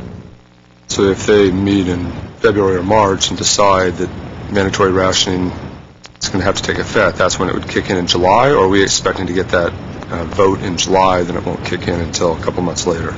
We expect we're going to get a strong indication in January, February, leading to a board meeting in March or April with an implementation date of July 1. My guess is they're going to go for a fiscal year because that keeps the accounting a lot easier, a lot simpler. And the 1 in 3 chance of mandatory rationing, where does that information come from? Is a 1 in 3 chance of a regional shortage. And then what we do in terms of mandatory rationing depends on the level of the regional shortage they declare. The 1 in 3 chance of regional shortage is straight out of the information that's been provided by Metropolitan, and that includes information not only in the State Water Project, which reflects that 8-station index information, but also Colorado River, as well as emergency storage supplies, as well as possible trades with farm interests. Thank you. Other questions? You mentioned that this form here is on a website. Which website is that? DWR? Yes. I type in on the browser, I type in DWR 8-station index. Okay. And there is abundant information. You can get information by the day of how much it rained on any given station. And if you poke just a little bit, you'll find the 8-station index to date, which is what this is. Okay, and for the benefit of our audience, DWR stands for Department of Water Resources with the State of California. This particular graph that you've shown us really just affects the State Water Project, is that correct? Yes. Yeah. And of course, the other source of water that MWD gets is the Colorado River Aqueduct.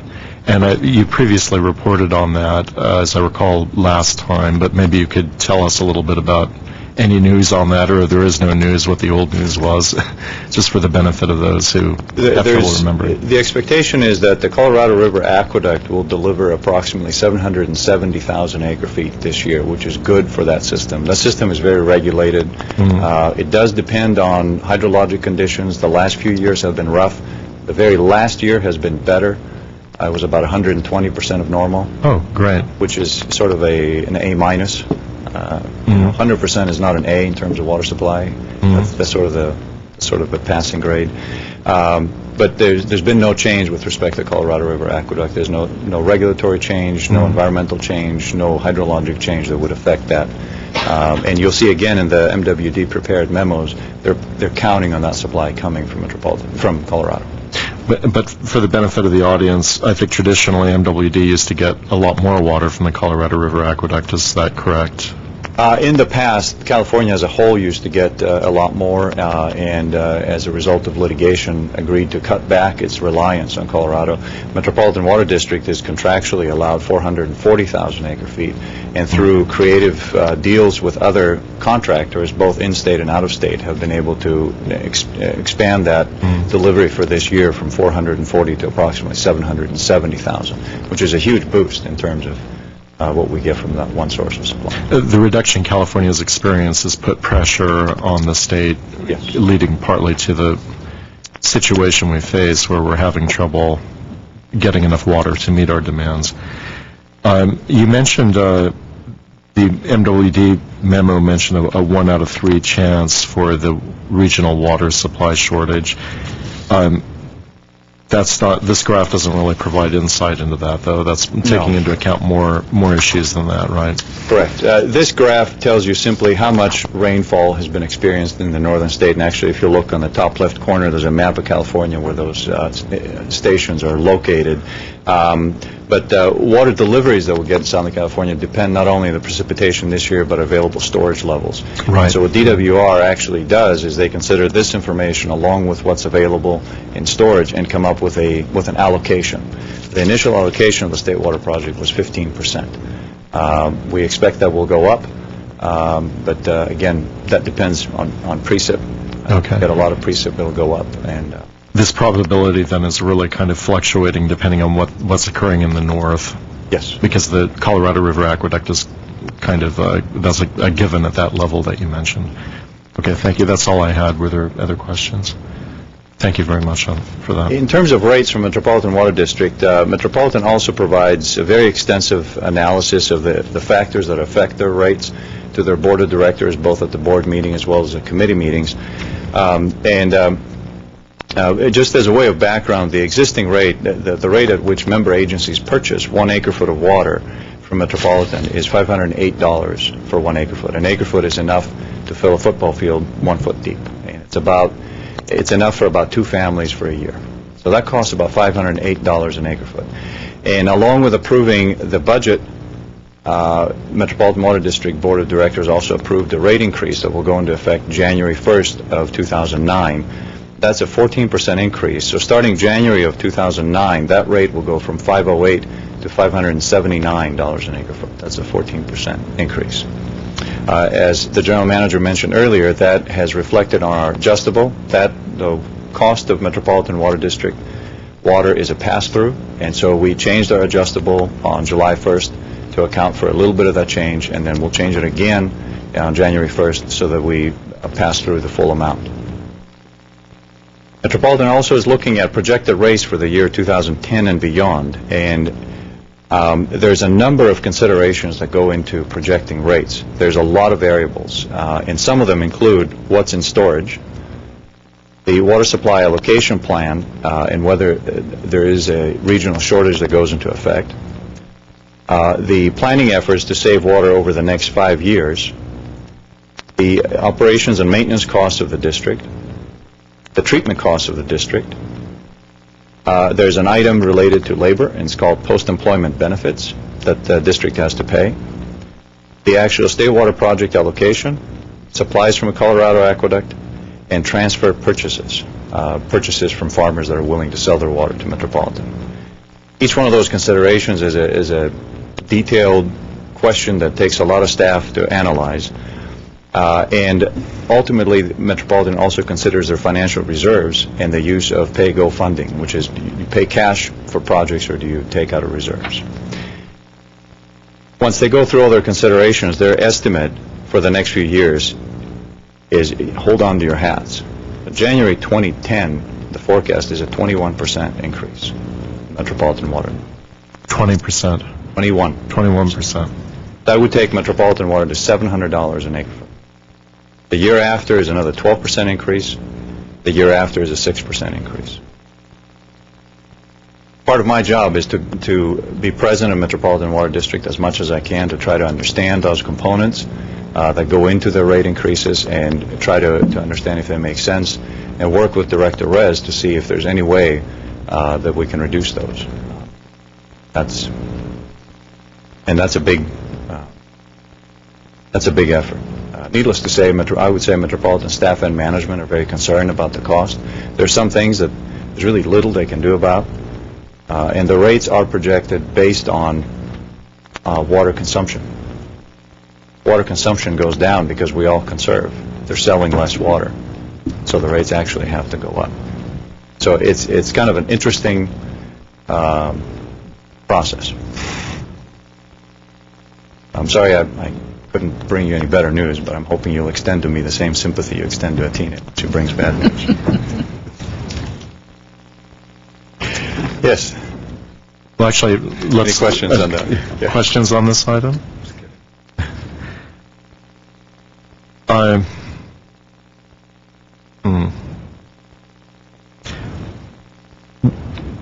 Seeing that these are dramatic rate increases, which I suspect are unprecedented, would that be an incorrect descriptor?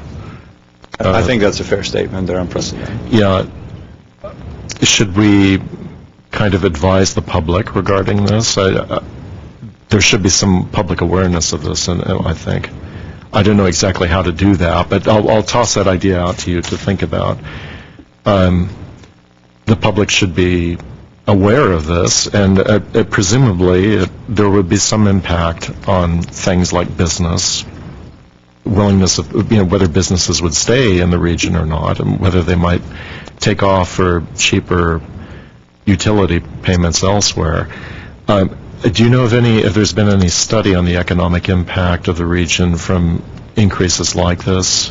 Actually, the member agencies of Metropolitan have asked for that, and the results are that the economic impact of raising rates is dwarfed by the impact of not having enough water. Not having what? Not having enough water. Oh. The economic engine of Southern California that depends on water is huge. So to a great extent, the impact of not having water is in the billions of dollars. There are social impacts. There are communities in Southern California that are on the verge, as it is. Glendale is not one of them in terms of being able to afford utilities, but there's other communities that are very hard-pressed, and they have significant issues with this. And we have a concern because as they increase rates for the wholesale water, that puts pressure on our adjustable. Yes. At the same time, we have increased cost in operating our business. And so we need to increase base rates as well. And so there's only so much you can increase rates without people starting to become concerned. Having said that, it's worth noting that water is not the most expensive of all utilities available to consumers.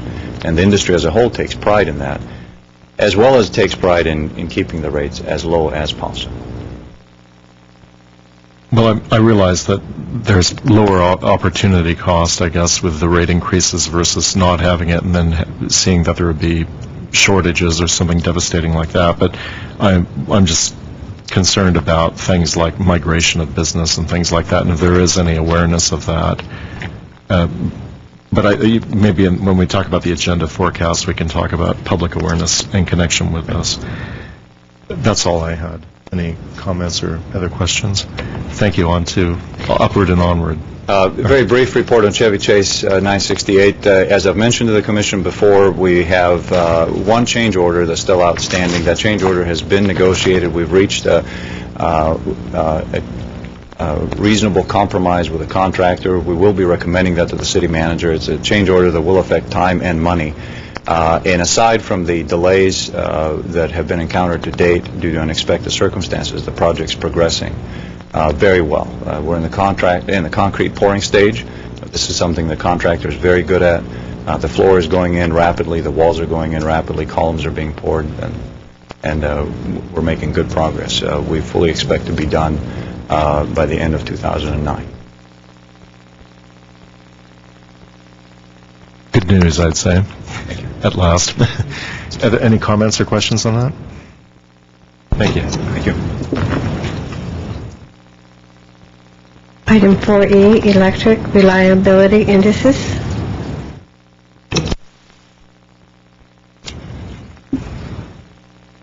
Good afternoon, President Miller, members of the Commission.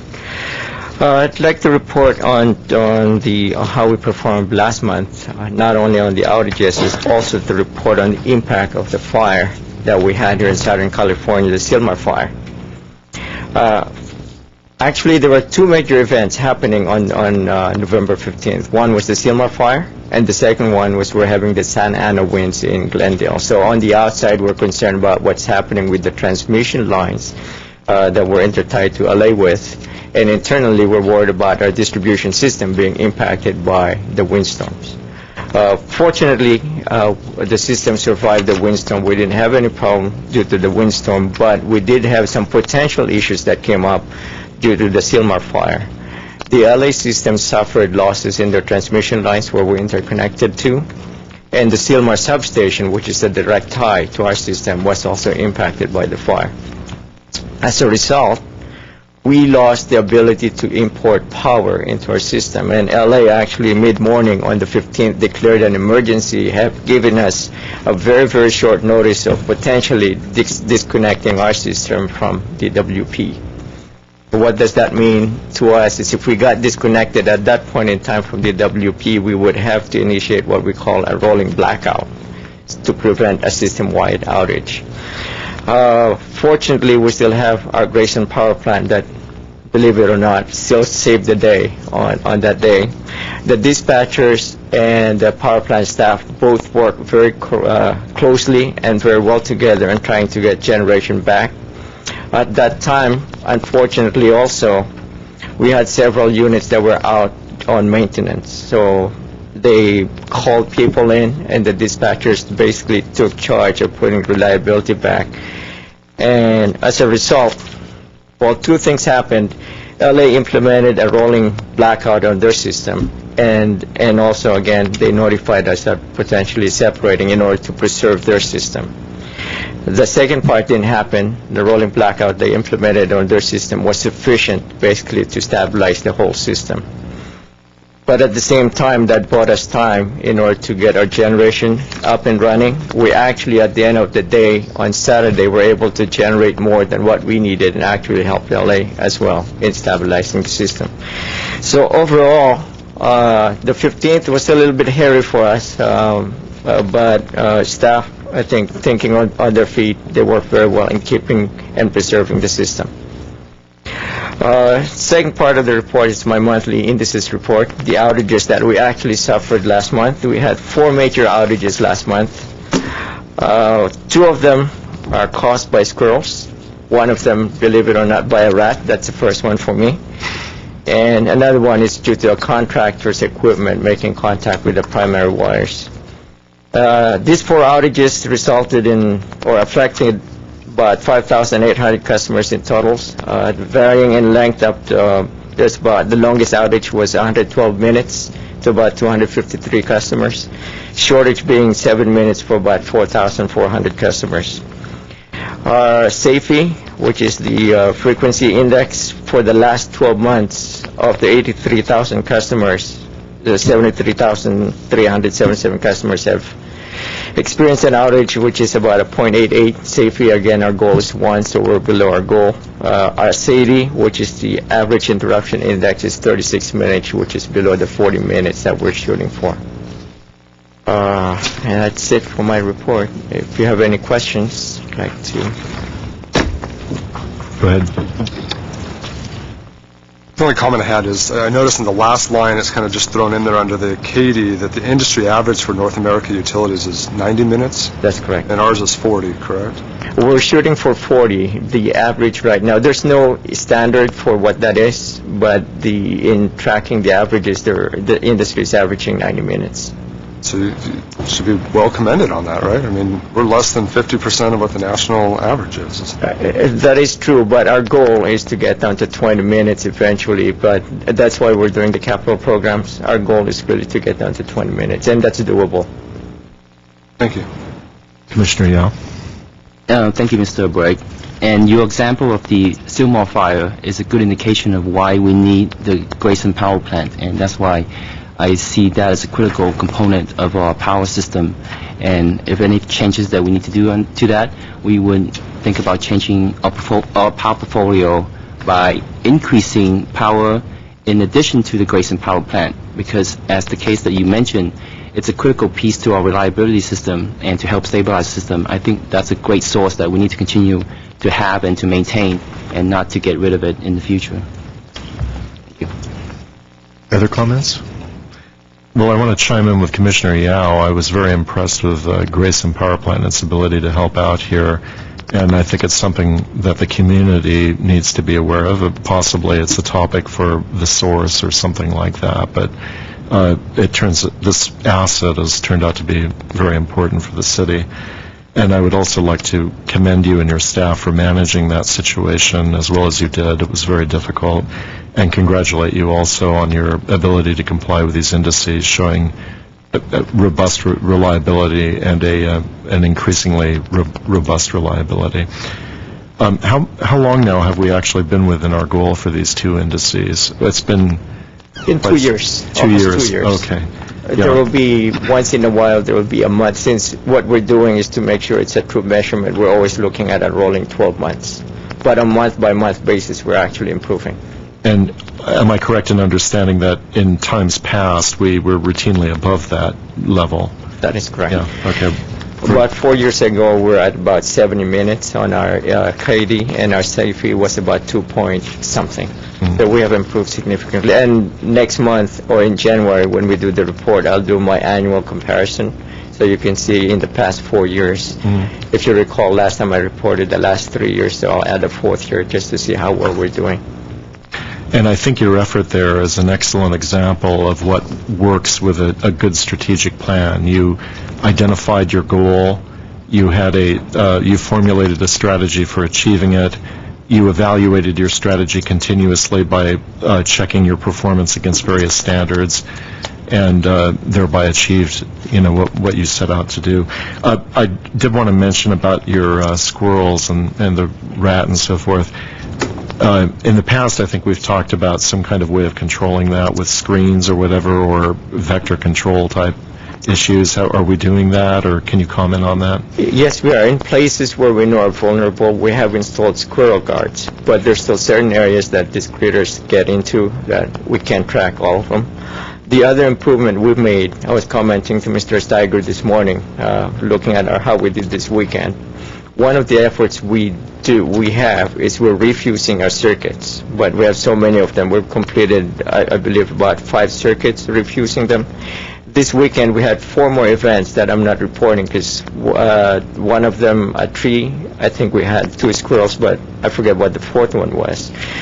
In the old days, 4 years ago, or earlier than that, it would have taken the whole circuit out. It would have been a major outage, but these 4 events, due to the refusing project that we're doing, just localized the problems.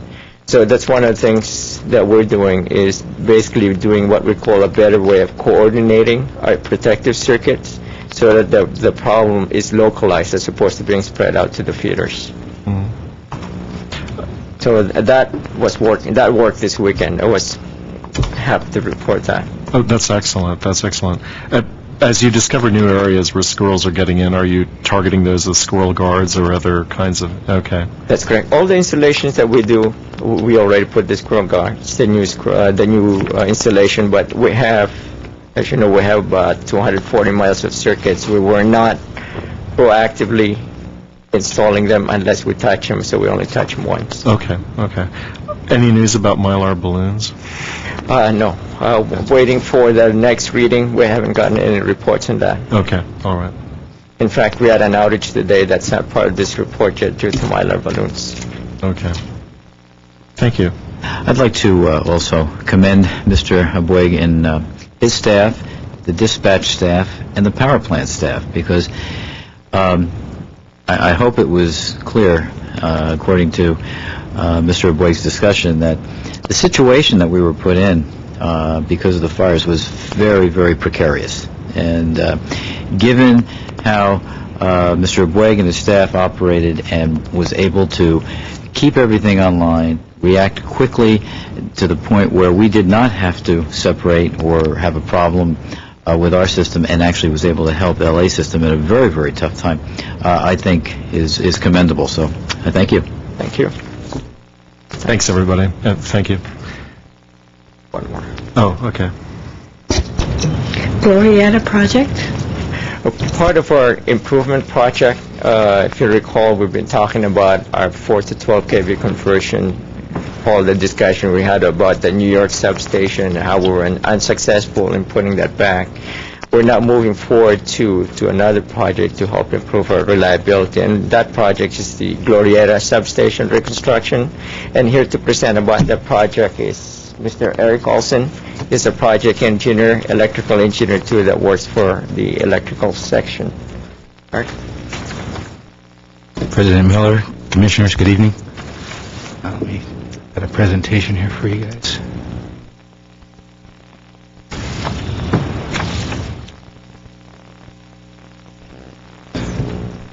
Gloria, the substation, is what we would like to do is reconstruct that station from 34 kV and 4 kV to 69 kV and 12 kV. And by doing that, what we'll do is we'll increase the capacity from 21 megawatts to 75 megawatts in that area. And the benefit of that is going to help support Montrose Substation in the north, which after a New York substation was taken down, basically there's not a neighboring substation to help pick up load for outages. It'll provide higher capacity in that area as well as higher reliability, and while reducing the visual impact on the neighborhood in Glorieta. As you see here, we have Montrose service area up here in the north. Just below that is Glorieta, and then to the south of that is Rossmoyne. As part of our 4 kV feeder reconstruction, they've taken this area here and reconstructed it from 4 kV to 12 kV. And in order to pick up that load on a permanent basis, we need to rebuild the Glorieta substation. Old Glorieta high voltage side was 34 kV. The new Glorieta would be 69 kV, and the feeder distribution circuits would go from 4 kV to 12. The approximate capacity now is about 21 megawatts. That would go to 75 megawatts with the new station. Currently we have 8 feeders at 4 kV. The new one would have 9 at 12 kV, and when you go from 4 kV to 12 kV on your distribution, you reduce the amperage, so that helps increase the capacity of each feeder by about 3 times. The new station, we'd want to build it at 69 kV, or using 69 kV gas insulated switchgear. That's similar to what we used at the Kellogg switching station. And then at 12 kV, we would use air insulated switchgear. GIS construction allows us to build at 69 kV, but using a smaller footprint than existing or older technologies. And it also has a smaller profile. This is an aerial view of the current Glorieta station. You have Verdugo Avenue on this side, and then Glorieta Avenue to the south. Excuse me. This is a panoramic view of Glorieta. Here you see the 34 kV switchgear, several transformers, and then our 12 kV circuits are running underground, and then some of them run to the north underground circuits, and some of our overhead. What we can do with the GIS is create a lower profile station, and this kind of gives you an idea of kind of if when it's totally enclosed, what you might see on a future after the reconstruction is completed. Estimated cost for this project would be about $11 million. We'd like to release a request for qualification sometime toward the end of the month, which with an RFP to follow early next year. And then construction would start third quarter of 2009 with an in-service date of May 2011.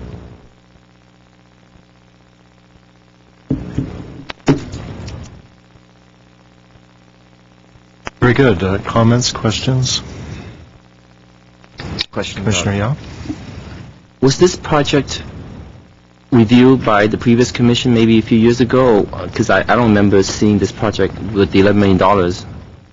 Right. This is a preliminary report. We haven't gone out. We haven't awarded a contract. This is the only thing we've done so far is a feasibility study, which we're expecting to complete at the end of December. Yeah, because I was asking, because last year we had a water capital review program, and I wasn't sure if electricity was done before that, since I wasn't here.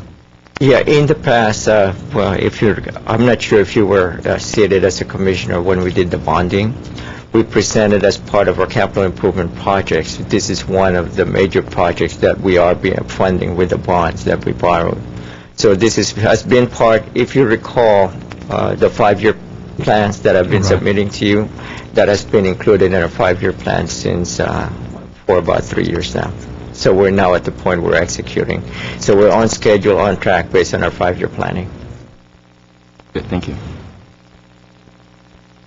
I understand that this will also help with power conservation, is that correct? In the sense that you would be experiencing less energy loss due to the increased capacity? That's right. When you go from 4 kV to 12 kV, generally you have less system losses. Yeah. Very good. I'd like to thank you also for your patience waiting while we went through all the earlier items. No problem. Thank you. Okay. You're welcome. Okay, our next item. Item 5, oral communications. I have an item here from Mr. Herbert Milano. Would you like to approach and address us? Thank you very much, Chairman Miller, members of the Commission, Mr. Steiger. My name is Herbert Milano. I want to apprise you of a report that was originally written back in 2002. Is the quality of life indicators, and there is a new report expected to be prepared and completed by April of next year, hopefully before the State of the City report given by Mayor John Draymond. I've been pursuing, I've been a strong advocate of reports like this, hopefully on a more frequent basis than every 7 years, because it allows any resident or any stakeholder to figure out how we're doing with regard to crime or the physical environment, the state of the roads. But there's a section in here which is the state of our water supply, which is on page 19. There's a lot of text in here, but there's really not a great deal of data. It doesn't really tell us anything. And as usual, these reports don't get a lot of funding from the City Council, even though I feel that these measures are absolutely important to determine policy. Where do we go from here? So it is my suggestion that perhaps this commission can agendize for the future before these reports are ready, so that we have at least some basic quality of life indicators as it pertains to water and electricity. Here are some areas that are of concern to me. What is the overall all-inclusive cost per kilowatt hour that residents pay? And then compare that to the lease cost. And what I mean is all-inclusive, with taxes and fees and everything else, what is our cost? I have the feeling that we probably have one of the highest cost per kilowatt hour, but I am not sure.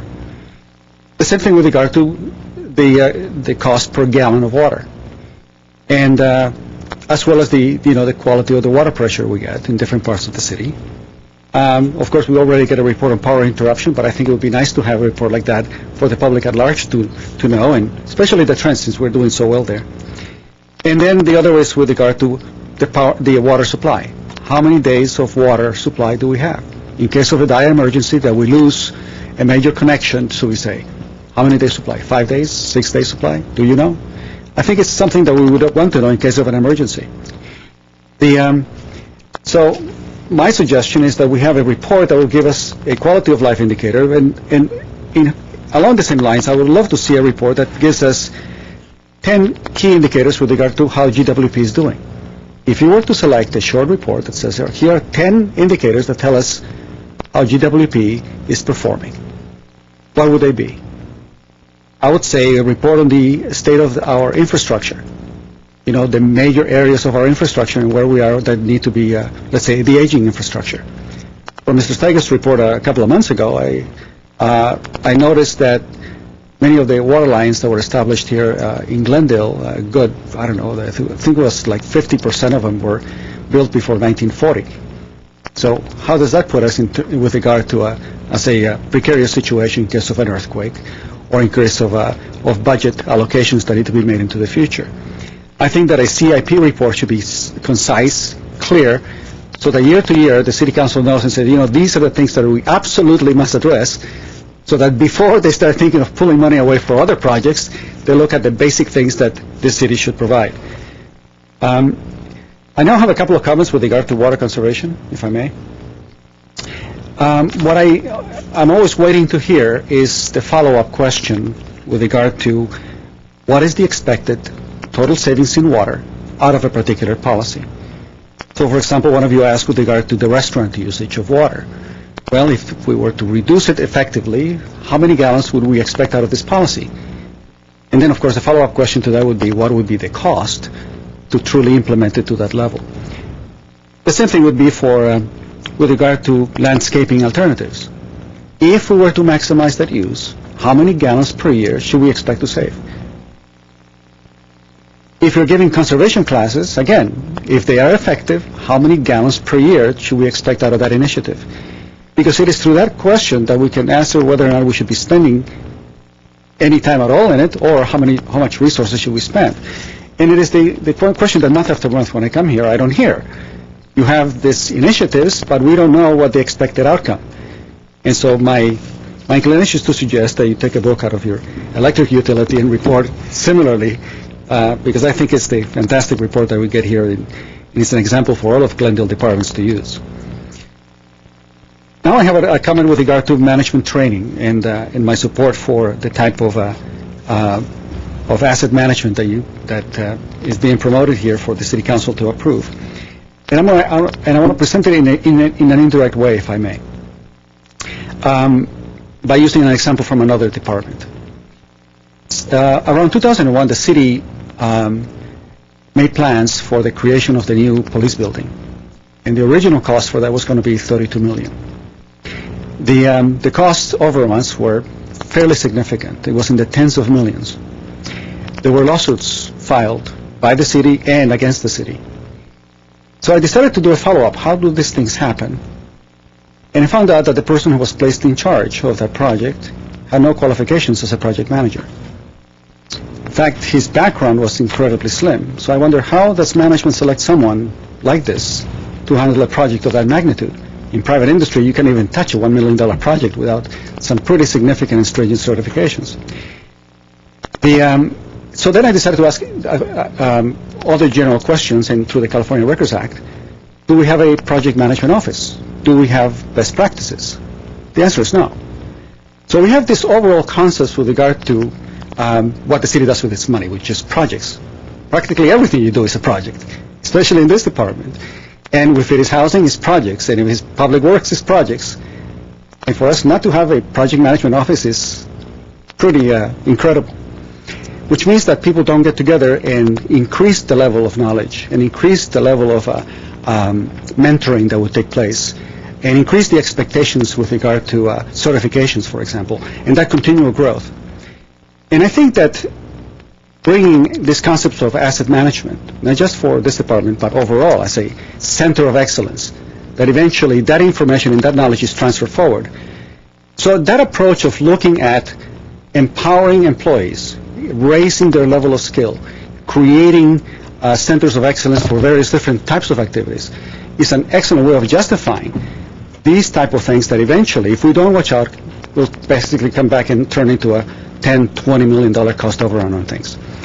And so it is my hope that along with these projects, other things such as project management and the training of individuals and the expectations of certifications, I requested a list of individuals who were certified properly for project management, and I was told that there was privileged information and it had to be kept as part of their employee files and could not be divulged. I mean, to me, that is truly unbelievable.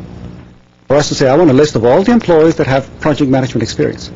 And I think this approach, by really refocusing on best practices and best industry practices, is a great way to go, and you guys are really leading the city in all departments in that regard. Thank you. Thank you. Were there any questions or comments? I did want to ask Mr. Milano, your quality of life report, where did you find that? And how could one get a copy of it?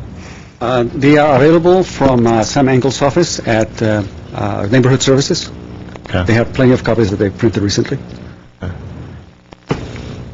And I believe that there's a copy also on the web, so you can at least look at a PDF of it. Okay. Thank you. I did want to comment on our conservation effort. I think the conservation efforts that are being undertaken are a part of an old formula that were made quite some time ago, let's say with respect to the restaurant notices and the other efforts that are being made. And I think our task that we're facing is just getting it implemented more than just reevaluating it. But your suggestion, I think, is well taken in that regard. Namely, how many gallons do we expect to get from that? Right now, I think we're just focusing on implementing the program that had already been articulated in the past. So I just wanted to add that for the benefit of the audience. And I do appreciate your comments on project management. Let's see, I don't have any other oral communications. So, next item. Item number 6, old business. Was there any old business? Next item. Item 7, new business. Any new business? Let's see, I did have an item I wanted to mention, and that is, last year we had a rate increase associated with water, and I think it might be timely for us to talk in the commission here about rate increases, especially as might be related to inflation. You may recall when the rate increase for water was being talked about last year, we talked about the impact of inflation on the system's ability to handle its problems without any rate increase over a long period of time due to inflation, and maybe that's something we could be looking at.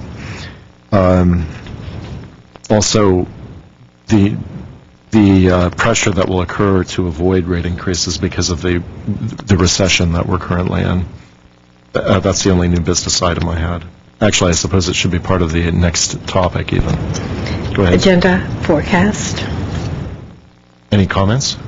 We'll put that on the agenda? Next agenda. Okay, very good. Were there other comments? I did want to mention that the way our agenda forecast currently is set up, it's for a running 12-month period looking forward, correct? Yes. Yeah. And I think that as standard items, we should at least have once every 12 months reports on the capital improvement plans for both water and power, as well as operation and maintenance programs. I suppose those don't change very much, but even if they don't, hearing it once a year is going to be a good thing for anybody who might be in the audience hearing it, as well as any measures related to rate increases. I just brought that up because we haven't heard about it for a year, but I think every year we ought to talk about it, especially because, it's something that council is very much concerned about. We should also be hearing something about the budget, regular reports on that. That's the only comment I had. Did anyone else have anything? Commissioner Yao? Is there no way we can put in the agenda all the contracts that was approved by the city council that we didn't get to hear? Just like an overview. It's like this contract was approved by council. We can do that. We can do this that. and that. So Sure. maybe you can put it in as part of your reports at the beginning, because we don't get to see all the contracts that gets approved. It'd be nice to see those.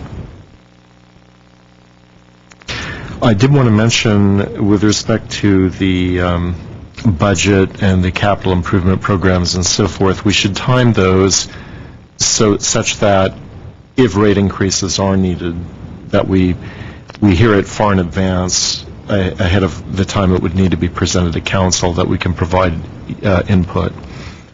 Anything else?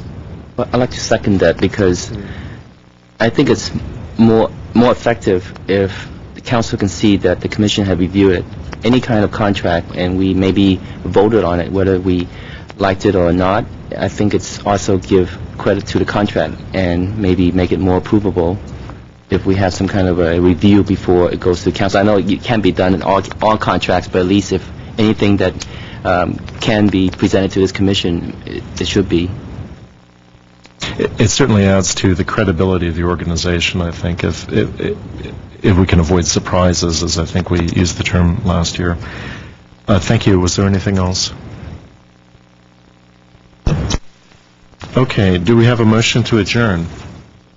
Second. All in favor, say aye. Aye. Any opposed? Well, no surprise there. Thank you all for attending.